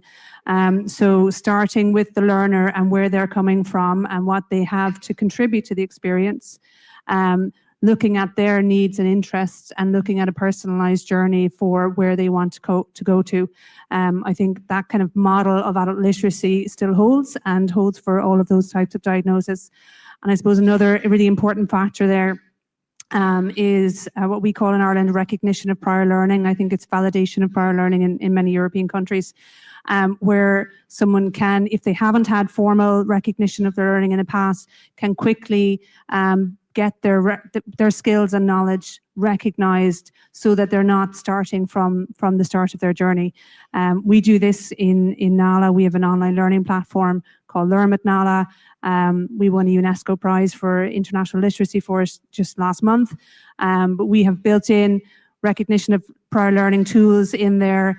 Learners can map out their own journey in their learning and get formal qualifications if they need and want to. So that learner-centered practice, I think, is the key for those soft skills. Excellent. Thank you very much. And we're coming towards the end of our time together, and I've just got 2 minutes left on the panel, so I'm going to ask you for just one sentence each, which is just looking at your own personal perspective. And you were asked, Marcella, what was your approach to your perspective on lifelong learning? Is there anything that you personally would like to learn or strengthen in your skill set over the next 5 to 10 years? And I'll just illustrate. I've just moved house here in Brussels, and my next door neighbour is an absolute inspiration. By day, she sells insurance, but her kids have grown up and she decided she wanted to do something else. In the evenings, her passion is cooking. She's learning to be a pastry chef. And the reason I know this is, every couple of weeks there's a knock on my door and she says, "Oh, I made ice cream today. Would you like ice cream?" So I am benefiting from her passion and she said, "Look, this is what I love to do, and I wanted to deepen it, and I wanted to meet new people, and I wanted to sort of try a different aspect of my life." So she's a real inspiration of how adult learning can be a self-actualization of choice. So each of you, 30 seconds, what would you personally like to learn to do or strengthen as a skill set? Marcella, microphone. Sorry. Lots of things, but just one, learn more languages. In fact, I'm learning French at the moment, but there's also Portuguese and, many other languages that I would like to learn. So languages. Gina, for you. We adopted a dog 2 years ago, and I have learned enormously all about dogs and how they behave and so on, but I'm still very much in a learning curve. So I still want to learn more about how to live with a dog and how to recognize all kinds of body language and so on. Thank you. Elaine. In Ireland, we have two national languages, English and Irish or Gaeilge. We're not very famous for being good at both of those.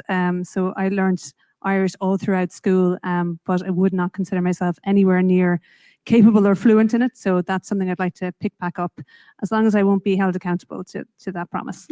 Okay. Karine. So I've been a hand knitter for all my life, but now my friend, she gave me a machine, a knitting machine. So it was just in the package. So I had to unpack it. So I'm starting to learn machine knitting now. And just last week, I became member of the machine knitting community, international machine knitting community. So I would like to get better in machine knitting now. Excellent. Can we say a warm thank you to our panel for sharing their perspectives?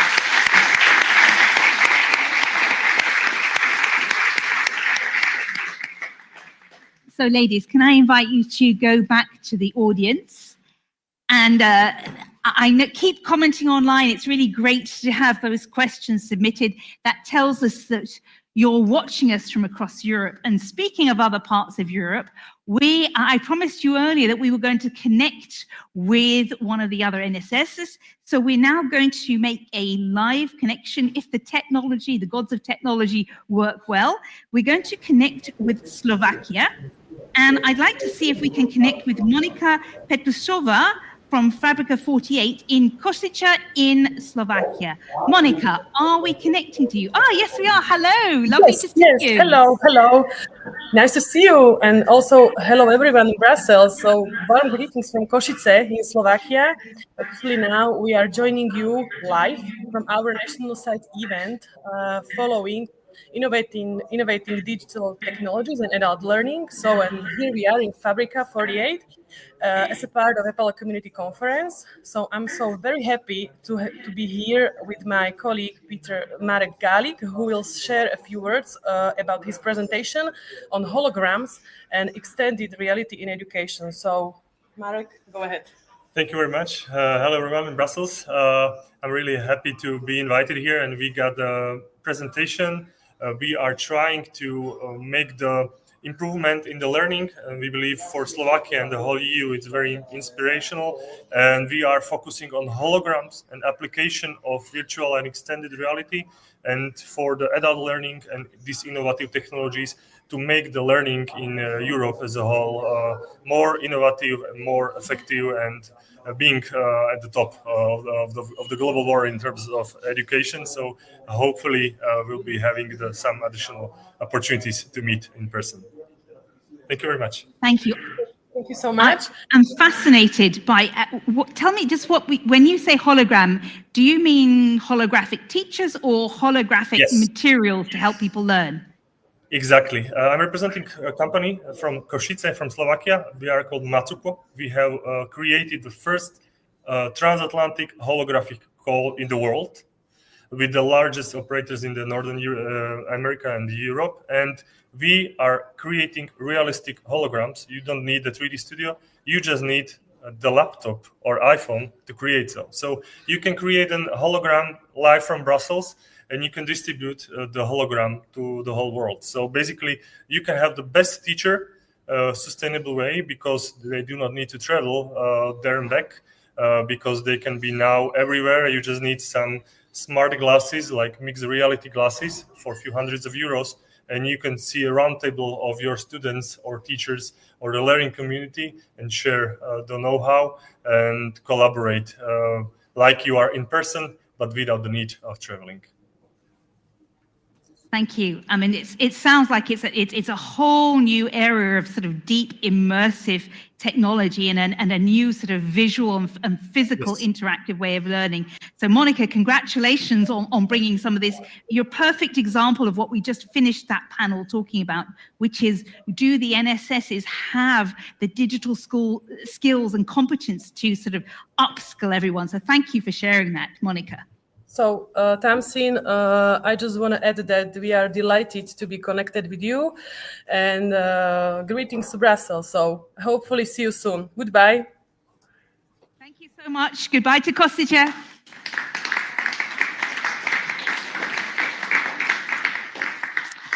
So we're now going to have two keynotes, a shared keynote that help us going to explore a little bit more about the policy environment that we've just been touching on so far, which is how adult learning is delivered, how it meets people's needs, and how it fits into the societal challenges. So joining me here on stage, welcome to Elisa Mohamedou, the head of the OECD Centre for Skills, and Pilvi Torsti, the director for the European Training Foundations. Ladies, come and join me.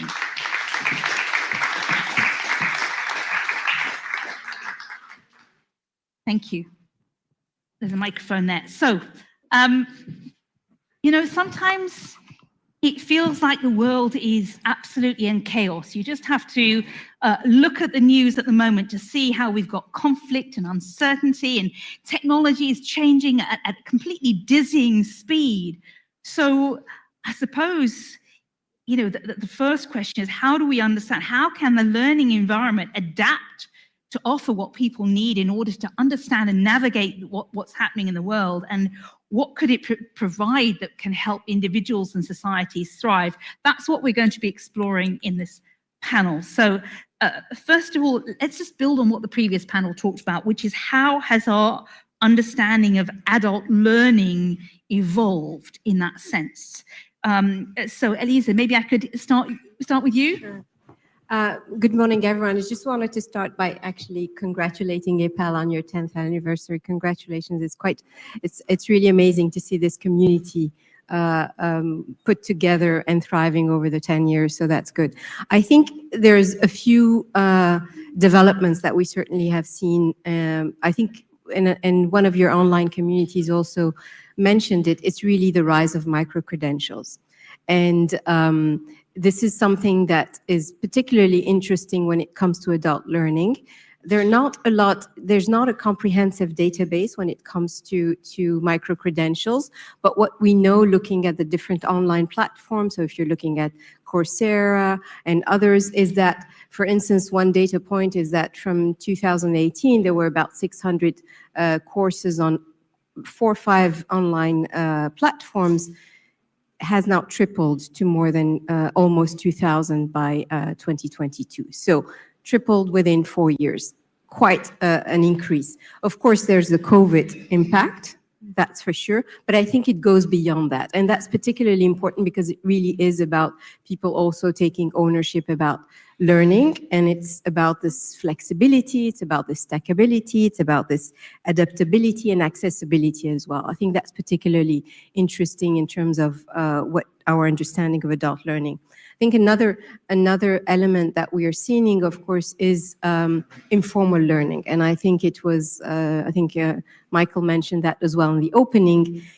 The importance of informal learning is really, I think, taking quite a fast pace when it comes to the recognition of the importance of informal learning for various numbers of reasons. One is really, it is very widespread. So in the OECD data, we see that it's about 70% of adults that have access to informal learning. But it's also the kind of skills that are acquired through informal learning, developing this whole autonomy, looking into problem solving, teamwork, all of these skills that we actually see as particularly important when it comes to sort of this 21st century skills, or the skills that we need today. So I think that's particularly also interesting when it comes to sort of what we're seeing around adult learning. And that's, we're not there yet completely because there are quite a few issues when it comes to the recognition and the validation of that learning, that informal learning. But I think that's something that we see as particularly important. And I think that's something that we should be looking into measuring better, which is challenging, validating, and also measuring the outcomes of it as well. And also the implications it has on equity, because there are disparities, I think, around this still quite important. Thank you. Sylvie, sorry, please. Yeah. Thank you, and good morning also on my behalf, and of course joining the congratulations. And also, we were actually wondering if there is a coffee break before us, so let us try to chat as it was almost a coffee break, and it will be soon coming.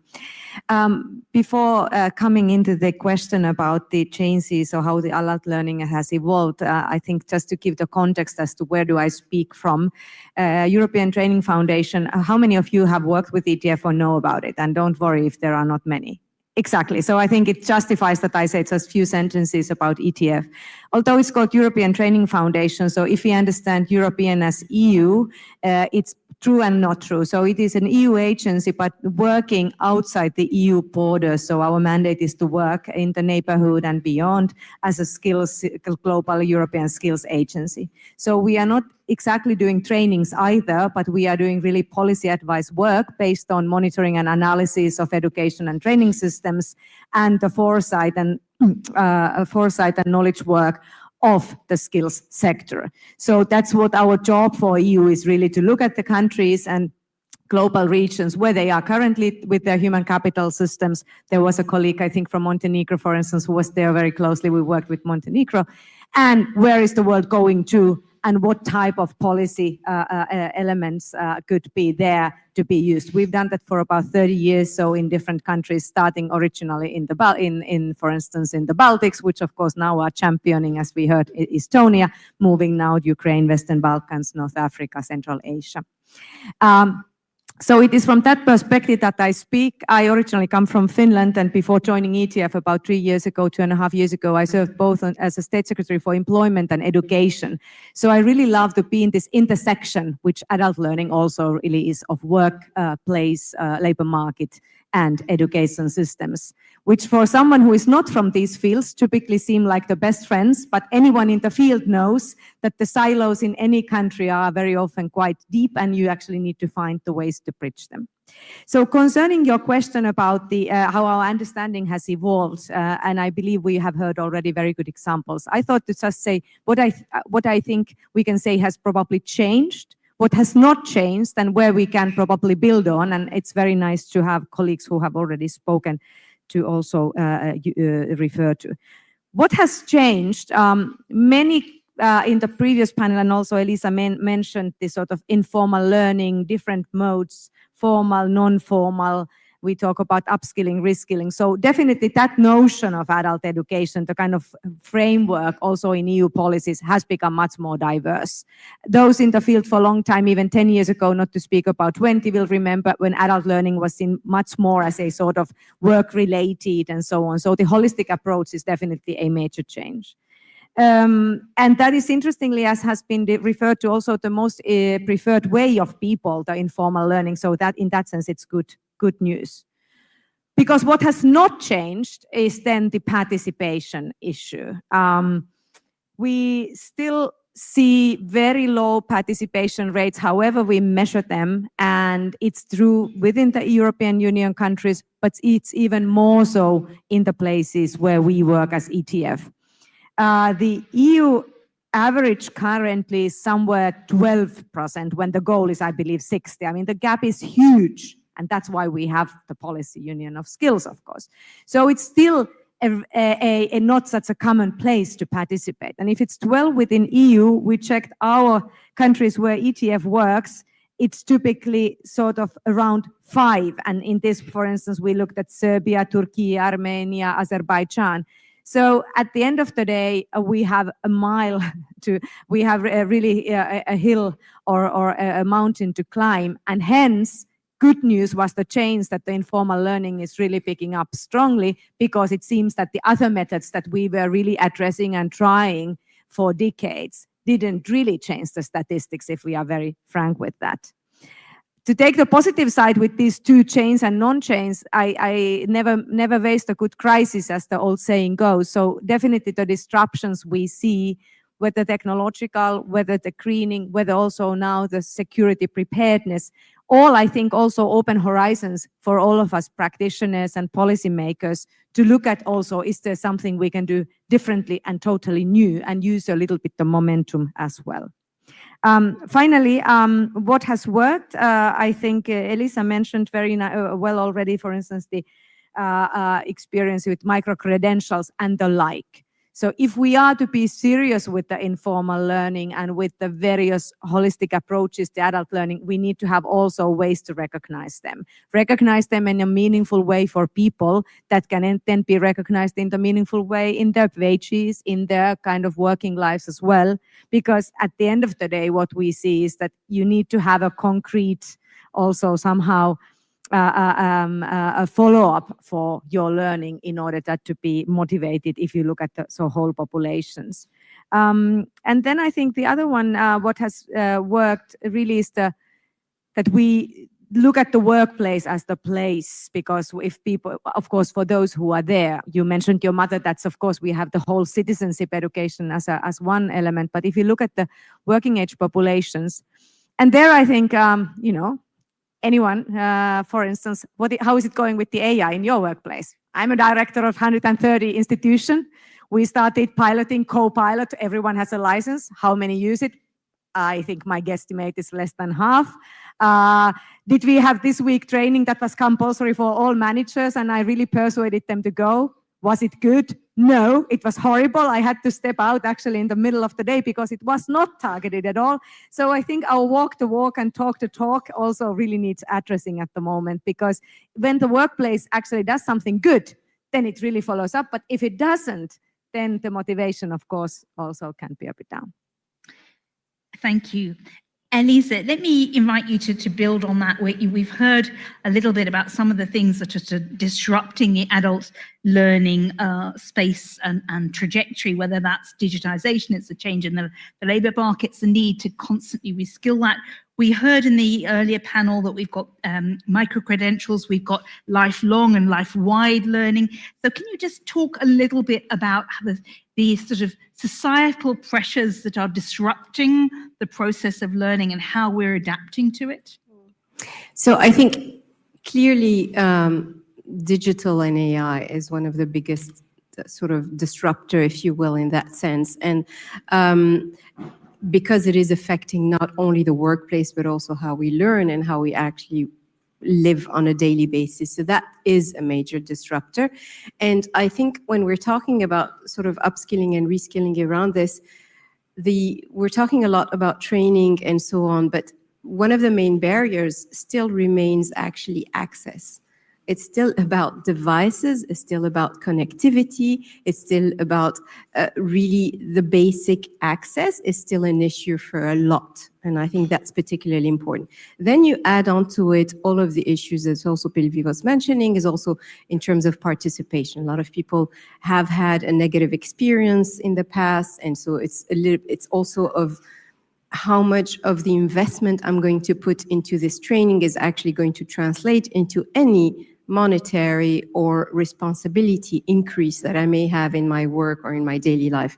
It's going back to the question of measuring, it's not really something that we can necessarily tangibly showcase, and that is also part of the element that pushes back, I think.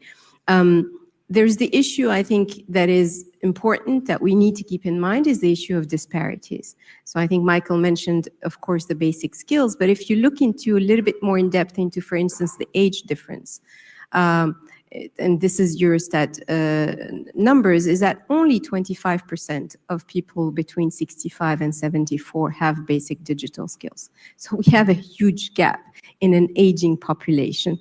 And what this means is really we need to have the kind of targeted training that Pilvi was also mentioning. It's not about sort of a blanket training for everyone. We need to have it a lot more targeted. And there are different ways of addressing that particular population.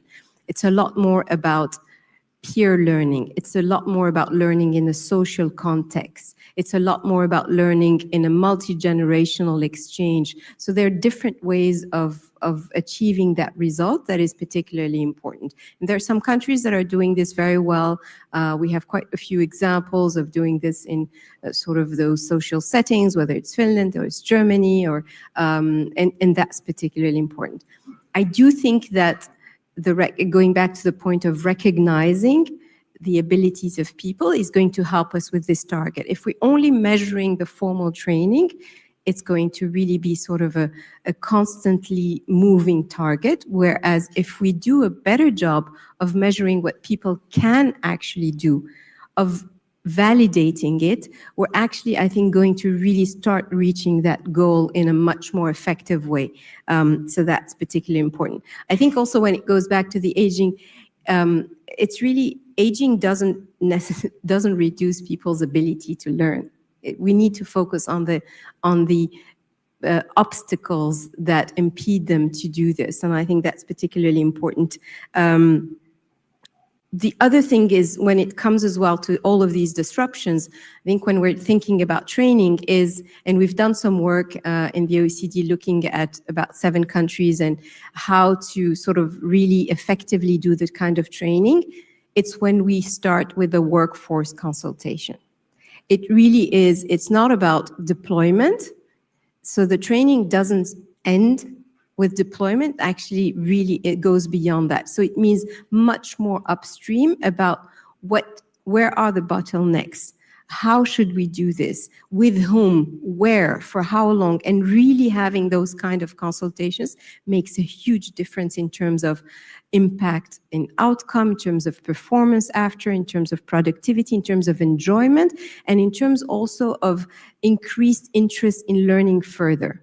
And I think that's important because it really is about consulting much more upstream, and there are different ways of doing it, whether it's through the workforce, the workers' representations or others, but that's important. And we still see a lot of sort of this blanket needs to be happening. This is how it's happening for everyone across. A little bit what you were saying, it doesn't work, and it's not really what we want if we want to have that sort of mindset shift. So I do think that, again, going back to this disruption being hopefully a way of doing things differently and better, I think is really an opportunity, is how we would see it as well. But I think we need to keep in mind the delivery mode. We need to keep in mind the differentiated targeting of training, and that's really important. And we need to keep in mind as well a feasible and sort of achievable outcome when we're seeing the basic skills from which we are actually starting. Thank you. I was really interested in this idea of workplace consultation, because so much of what we read about AI is that AI is going to replace our jobs. So if you go into a workplace and you start asking people about what skills they might need, the message, the sort of underlying message is, so I can be replaced. And if you've been reading in the media recently, they were saying, here's the 40 jobs that are most likely to be replaced by AI, and here are the 40 jobs least likely to be replaced by AI. And the ones that were most likely to be replaced by AI are the jobs that involved, data processing, information processing, and they were, surprising. They were sort of lawyers and analysts and sort of the towards the high skilled areas. And the areas where you would not be replaced were like healthcare assistants, social assistants, things that physically still require that. And I wonder if you're talking about a workplace consultation, how people feel about the fact that, when you consult in a workplace, the concern will be so that you can reduce staff, that we can be replaced by machines. No, I agree with you. And I think that's the whole point of the consultation, is we have a tendency of thinking about AI as driven by the availability of the possibility. We can do it, so let's do it. And I think we need to change the mind shift and really think about purposeful AI. For what purpose do we actually need? It's not because we can do something that we should be doing something. It's not because we can replace a specific task that we should be doing it. It's about and so the consultations really identifies the bottlenecks from the worker's perspective. And then the acceptance is much larger. And I think that's what it's important, because yes, you are saying it may not replace those skills yet, but it's moving very fast. And if we don't start really changing this sort of purposeful deployment, I think that will make really a difference in terms of acceptance, in terms of uptake of training, in terms of implementation and deployment. That's what we need to do, because at the moment the conversation, because it is very much tech driven, is very much about well, we can, so let's do. And that's not how we should, I think, be approaching it. Thank you.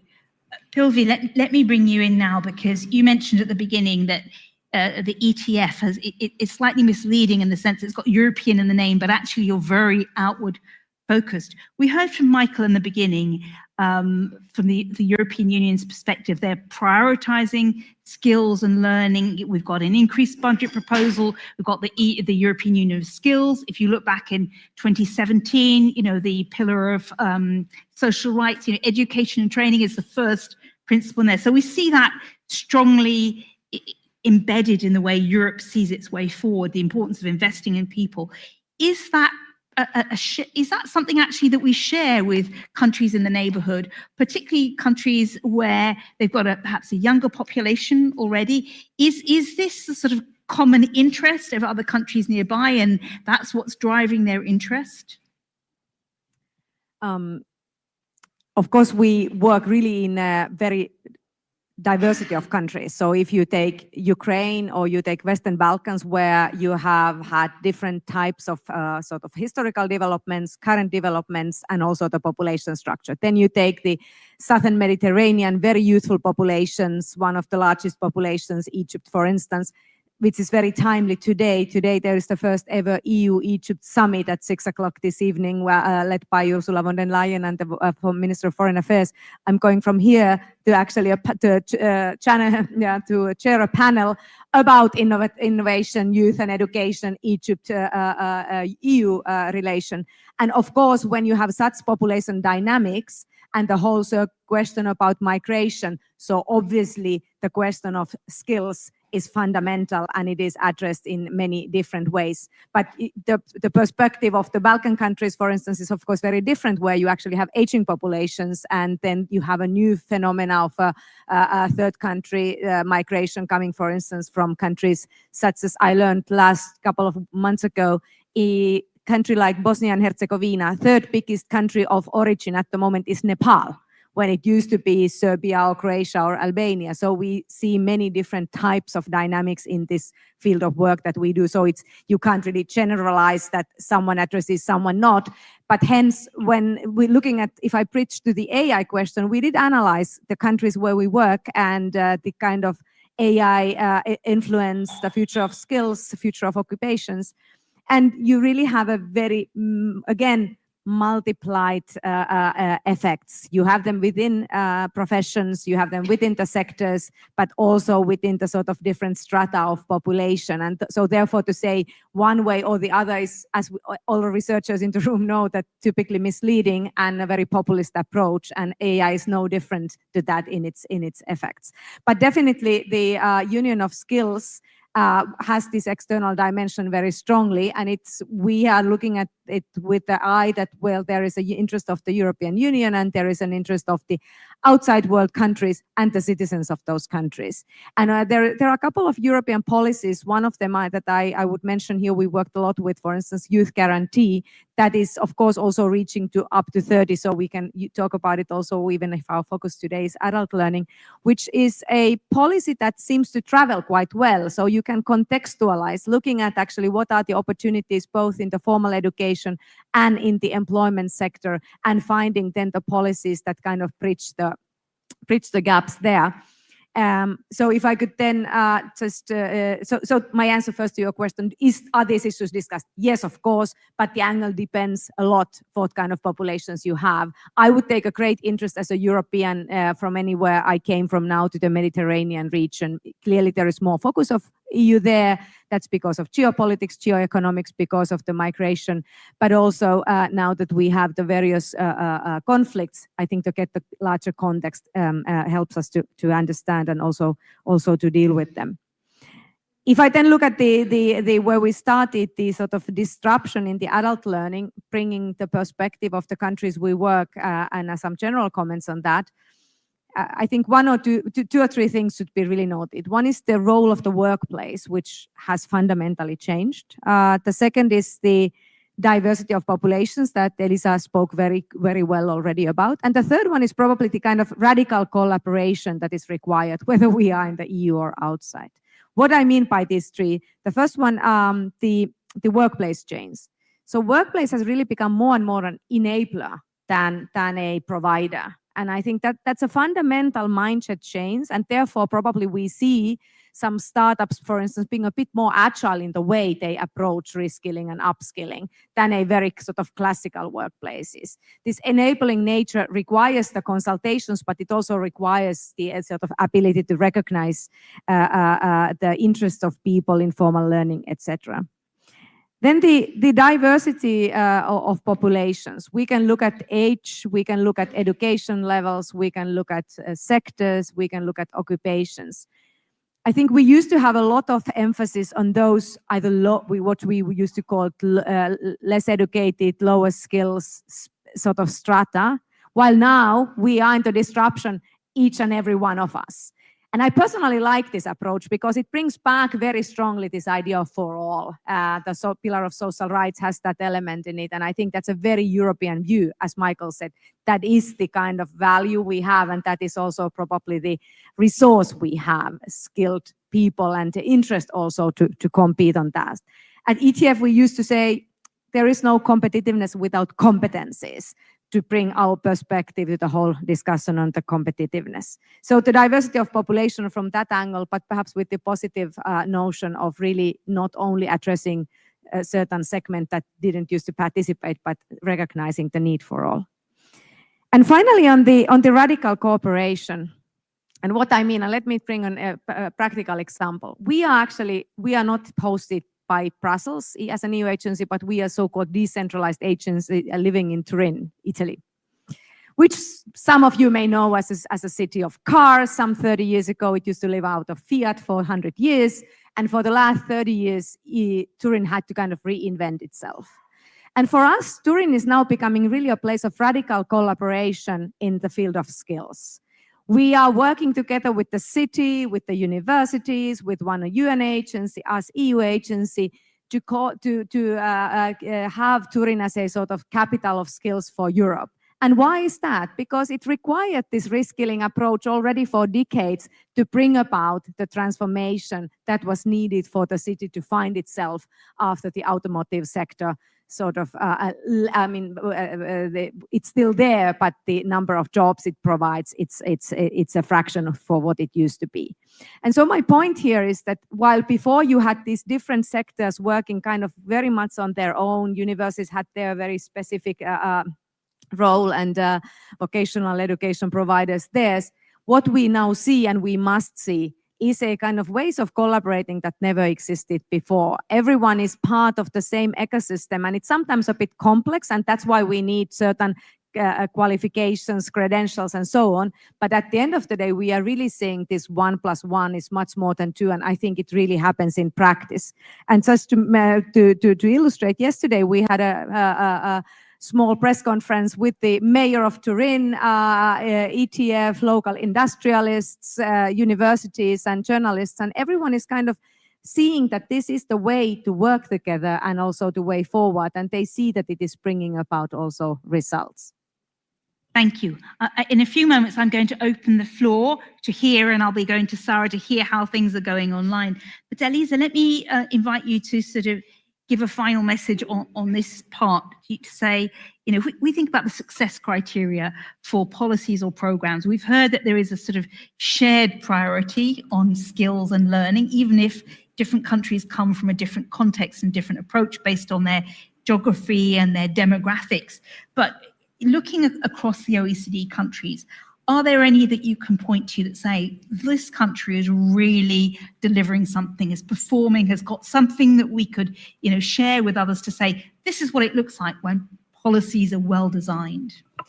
There are a number of really good practices, and there's not a single country that does everything well. But I think, you know, when it comes, for instance, for recognition of prior learning, there's good examples coming from Portugal, there's good examples coming from Romania. When we're looking into sort of the digital skills, we're looking, of course, at Finland and Estonia. So there are quite a few good practices.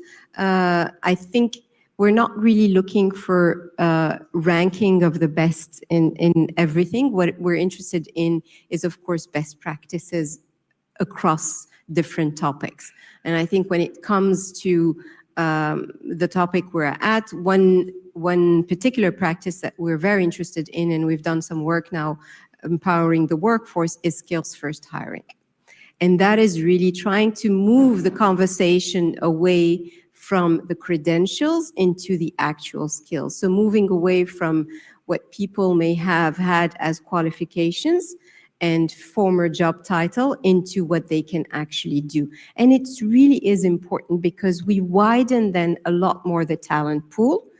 We look into a lot more at reducing skills mismatches. Let's not forget that about 30% of adults within the OECD are overqualified in their current jobs. So there is this issue around this, and it's really important. It has an impact when it comes to the shortages. I think that the opening was mentioning about SMEs not finding people with the right skills. If you take away the credential and you actually assess people on what they can do, this does help a lot in that sense, because it's also about, if you think about it, a qualification is a reflection of past knowledge. If the college degree you have reflects what you have learned a few years ago, what the employer is interested in is what you can do today and what you're willing to learn tomorrow.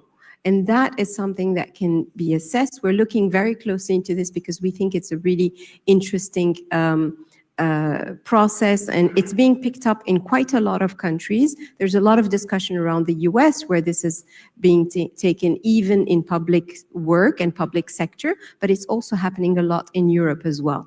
And it goes also beyond the tech sector, where it's fairly easy because, you know, you can, the qualifications and micro-credentials and so on and short-term courses are much more recognized, but we see it as well a lot more now in sort of the more traditional sectors. So that's one area.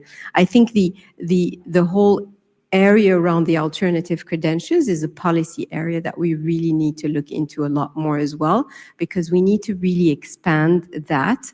And it's not that easy, of course, because you have a plethora of now service providers, you have a plethora of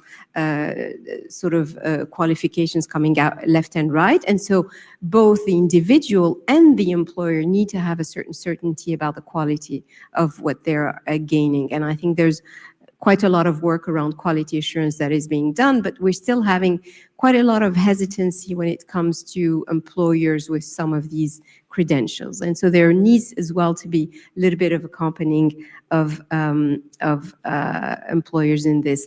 I think what I'd like to open up a little bit more also the conversation. I think we're talking a lot about Europe, but there's really a very interesting movement outside of Europe about the acceptance of these micro-credentials and so on. And so particularly in Southeast Asia and India. So one data point is really that 95% of higher education leaders in India say that micro-credentials improve career opportunities, outcomes, and job readiness, and they provide academic credit for them.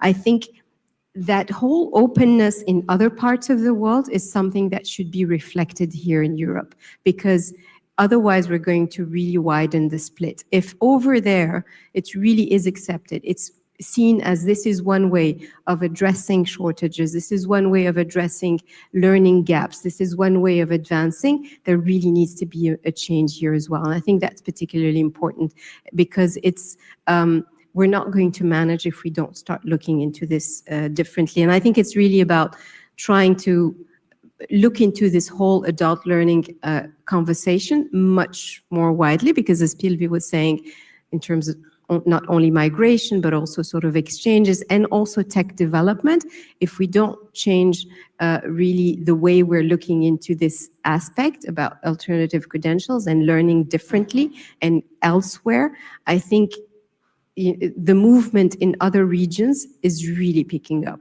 Same thing when it comes to AI. There is now some research, and I think this was an Ipsos also monitoring data point that showed that the enthusiasm around AI is much higher in other parts of the world than here.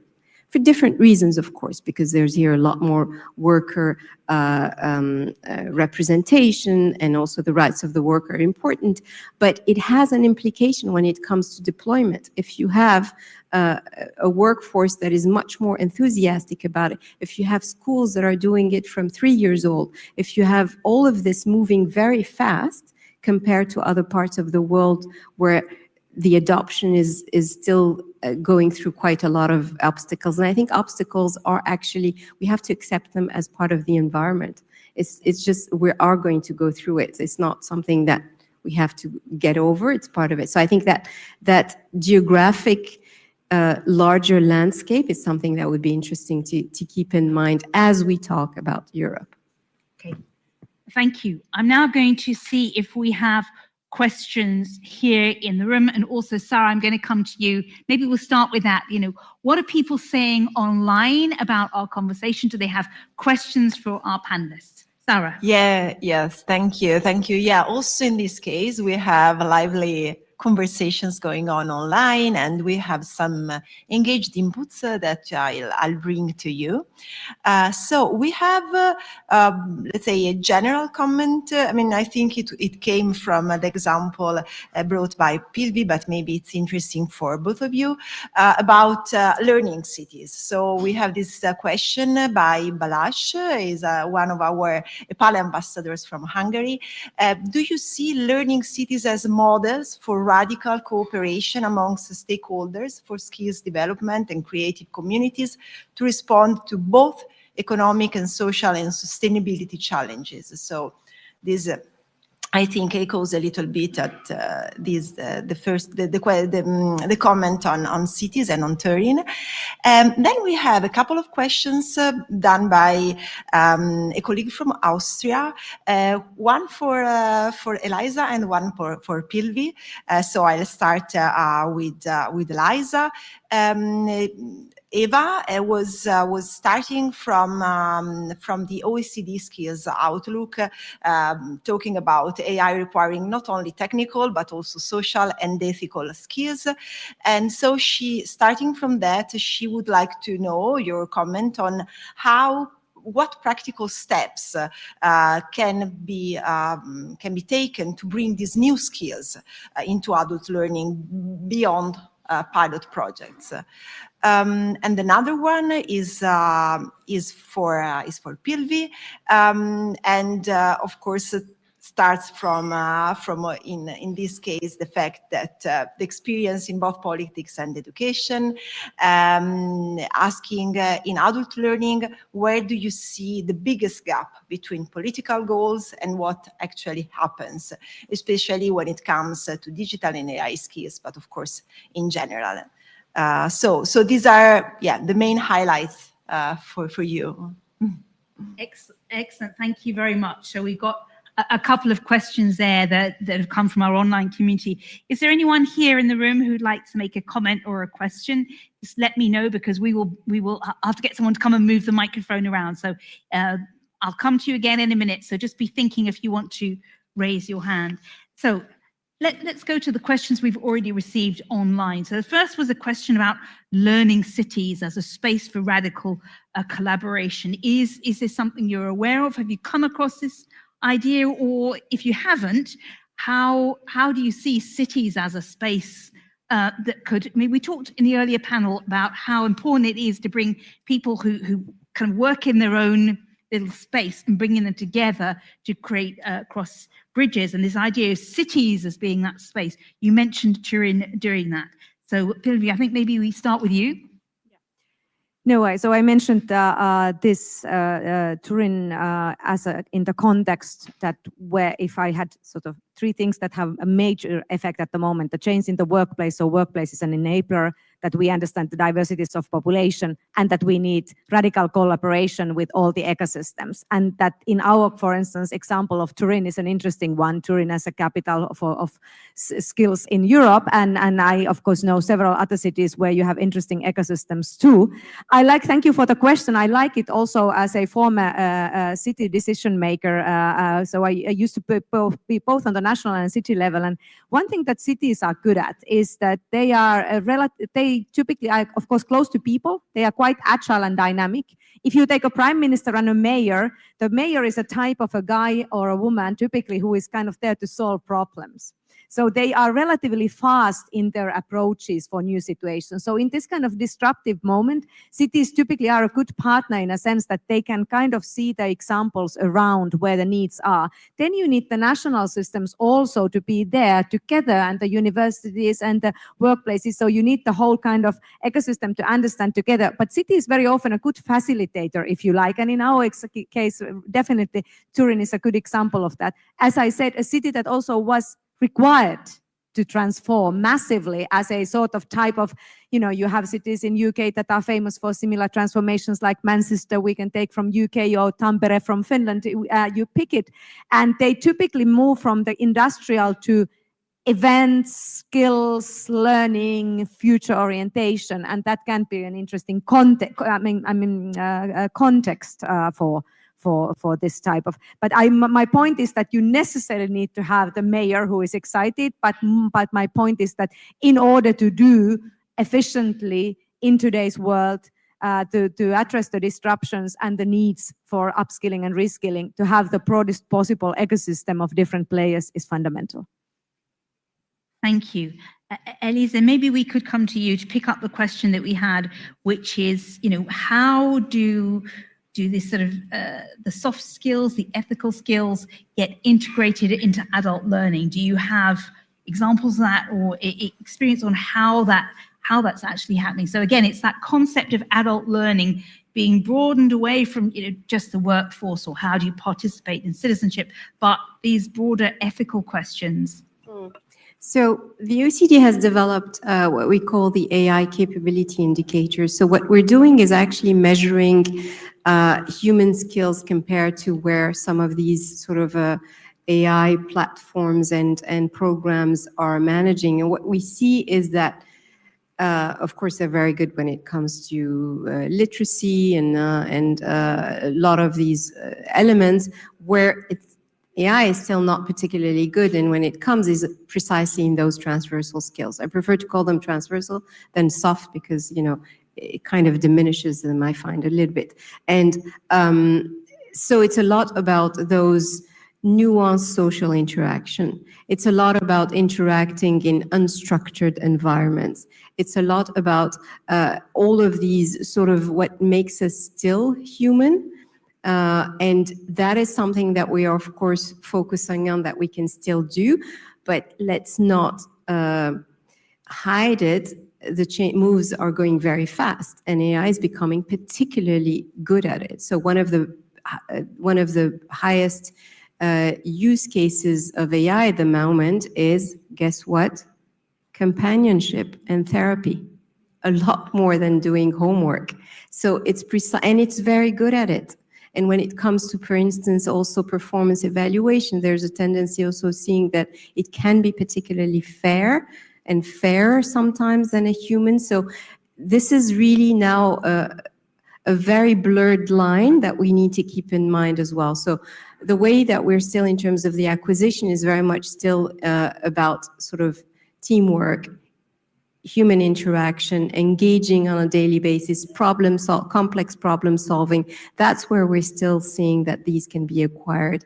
And actually, quite interestingly, when it comes to AI developers, we did some work around online job vacancies. These are the skills that are most in demand for AI developers, is precisely those transversal skills from their former employers. So it's about really those leaderships and project management and so on. Where the ethical part is missing is huge. So when we did that work, less than 1% of job vacancies for AI developers had any mention of ethics. Less than 1%. So still a gap there. Yeah, that's clearly a very, very big gap.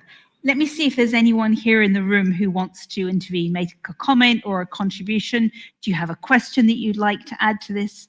Let me know who wants to participate. Just wave your hand so I can see you're all still awake.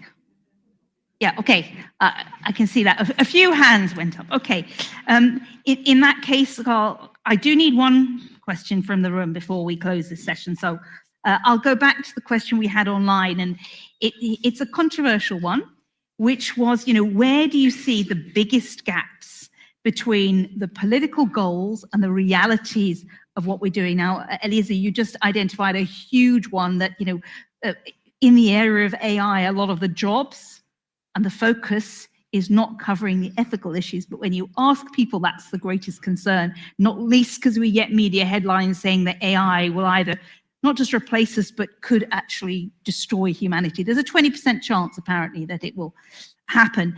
So let's see, where's the biggest gap? I think we heard earlier that, and I think you mentioned it, that there's a goal of 60% of adults engaged in adult learning, and in reality, it's 5%, 8%, 10%. So already you've highlighted for us one gap. Is that the biggest gap, or where else would you point to say there's a mismatch between goals and reality? Yeah, I love this question, although it's before lunch, because I think one fundamental we often, when we bring the word politics or political decision making into the room, what is missing is, so we talk about research showing us something, a percentage, and then political kind of goals being there, but then we forget from the middle something that is called administration policy making, those who actually make proposals for political decision makers. And as I have had the luxury in life to serve in all these three roles, so I always want to emphasize the middle one, because as a researcher you get a say, as a political decision maker as well, but as the administrator / policy developer, much less. And while that's the fundamental role, so in my view, the gap in particular when we look at adult learning is that from the sort of administrative place, you have two very different places. One is within the sort of ministries of education, to understood broadly, so educational providers, systems. And the other one is the labor side. So that's the needs of the labor market. And in any country that I know of, and please come and tell me if you have another example, it's very difficult to bring these two together. Not because people wouldn't like to collaborate, not because not everyone wouldn't see that labor market needs and the education provide must come together, but simply because these have very different histories. The education systems were developed to serve the nation states as they developed in the 19th century, and they've remained very much with that goal as well, and that's they should. There is democracy and all that. Labor market keeps on moving. It's much kind of younger field also as a political decision-making place. So hence, my question is that the biggest gap, and I have then two examples where we preach it a little bit, is simply to, in all these questions, to address them, to bring these two together, because that's fundamental actually for the success. And the two good examples, Union of Skills was mentioned, and the Commissioner, Executive Vice President of the Commission, Minzatu, who is in charge of that policy. So for the first time, I believe in the history of Commission, we have a commissioner who actually has both employment and the education brought into her portfolio. And the Union of Skills is that policy. So don't understand Union of Skills only as a sort of employment workforce need. It is really very holistic. If you read also the communication, it has that element of bridging the field. In my native Finland, a couple of years ago, what developed, and that's perhaps an example you are referring to, and hence I dare to mention it, something called Center of Excellence for Continuous Learning that is co-chaired by the Ministry of Education and the Ministry of Labor. And I believe even the presidency rotates every year or 2 years. And they have very practical examples of success on one side with the people who need vocational upskilling very quickly, like Ukrainian women working in the fields who had to actually train to become work leaders as the males had to leave for the reasons we all know, or within newest forms of technology where the universities cannot keep up with their programs, but you need kind of modules for, let's say, existing engineers. So that type of center of excellence is able to do it when it brings together the education providers and the labor market needs. So my gap is there, and I think we can all bridge it in our different ways because we work in the sector. Excellent. Thank you. In our last few minutes of this panel, feedback from the audience. Have you found it interesting, challenged, any new words? Yes, please stand up so we can bring a microphone to you. Just briefly tell us who you are, and then what's your takeaway? What's your message? Hi, thank you so much for this tandem keynote. I found it very interesting. I'm Sarah Heckel. I'm from Austria. I work for a small NGO working with women with a history of migration. And I struggle a little bit with the terminology that, this is my feedback, but also giving ideas for future conversation. I struggle a little bit with the terminology that focuses so much on upskilling, employability, having my target group in my head, because we work with educationally neglected women, mostly from Afghanistan, Syria. Many of them were never allowed to go to school. They were never allowed to learn anything except domestic labor and childcare. And so I'm the head of the Learning Center in my organization. And for the women that come to us to learn, talking about upskilling, employability, finding a job is secondary at least, not even rather down the line. But what I see, or what we see, is that, and this is my invitation to all of us during these 2 days, to talk a little bit more about what the learning situation or the learning context actually means to learners, not just the outcome of learning that we heard now a lot about. What can be done when you learn, what job can you get, how employers see you, but no, what does it actually mean for learners to come to a learning center, to a school, and be in the social context of learning. And this is the purpose of learning. That's my goal to say now. The purpose of learning sometimes is learning in itself and not what the learning can lead to. That was, I wanted to just say this. Maybe you have an added thought to this. Thank you. Thank you very much.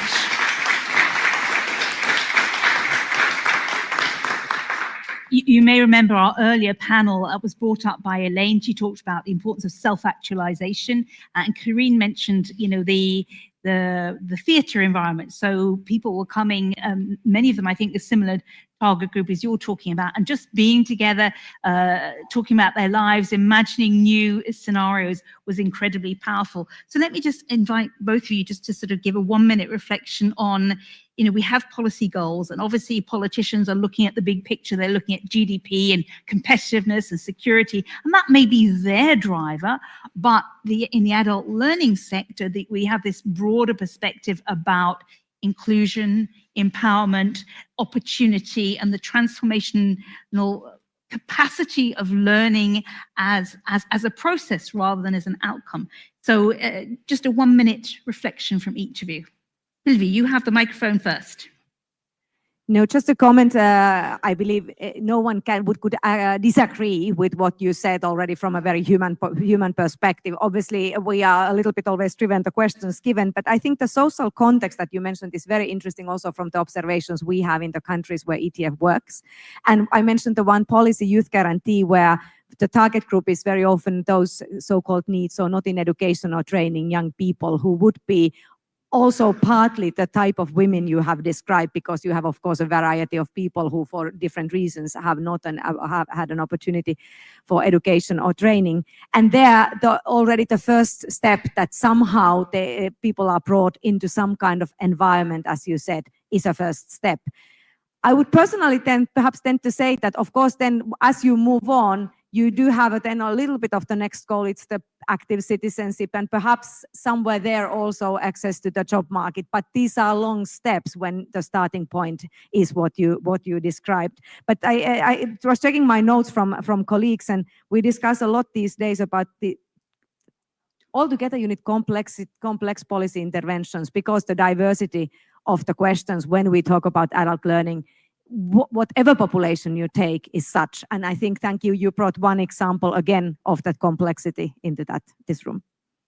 Elisa. Yes, I completely agree. I think, and I'll make a case for policymakers who I think are being criticized a lot for not being agile enough and non-reactive enough. The purpose is very different. Learning is a societal endeavor, and it does require the consultation, it does require the democratic process, it does require the thinking through what the impact is. And I think learning is not just a conduit for development of a workforce. It goes beyond. And I think, and I agree with you that the conversation has been skewed quite a lot because of different reasons, but I think we need to look into this, and that goes back to Pilvi's point as well, as around the silos. Yes, they do exist, but they're also important to have all of that sort of societal conversation around what learning means and what the impact is, so that we move beyond and we look into this much broader than just how are we going to get the most effective workforce out of it. And I think that's really important. And I think that's where I think policymakers do need the time, and we should not be imposing on them the pace of perhaps the technological advancement. I'm not saying they should not be more agile and faster, but I think it's important that we keep that conversation and we keep that process that is very important around the democratic process and the citizenship skills that were mentioned as well and are at the core of the union of skills that go much more beyond the workplace. We have come to the end of our time together, and I think you would agree it was a really fascinating conversation. So can we say a warm thank you to Pilvi and to Elisa?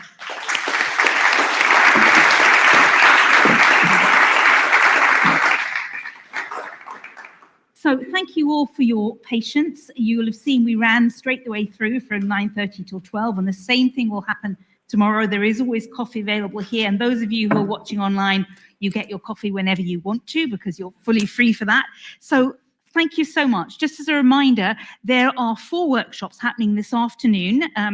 3 of them are happening elsewhere, and there's one that's online, but they're covering basic skills, artificial intelligence, and future-oriented skills development. And the good news is that we have graphic facilitators will be part of those sessions, and they'll be doing fantastic illustrations that we will show you tomorrow morning, so you'll have a chance to get just a flavor of some of the conversations that are happening this afternoon if you aren't already lucky enough to be part of those workshops. So thank you again for participating. We will start tomorrow morning sharp at 9:30. We're going to be showing you a QR code with a survey so you can evaluate how you found this morning, what you found useful and interesting, but give yourselves all a round of applause for surviving until 12 o'clock and your participation.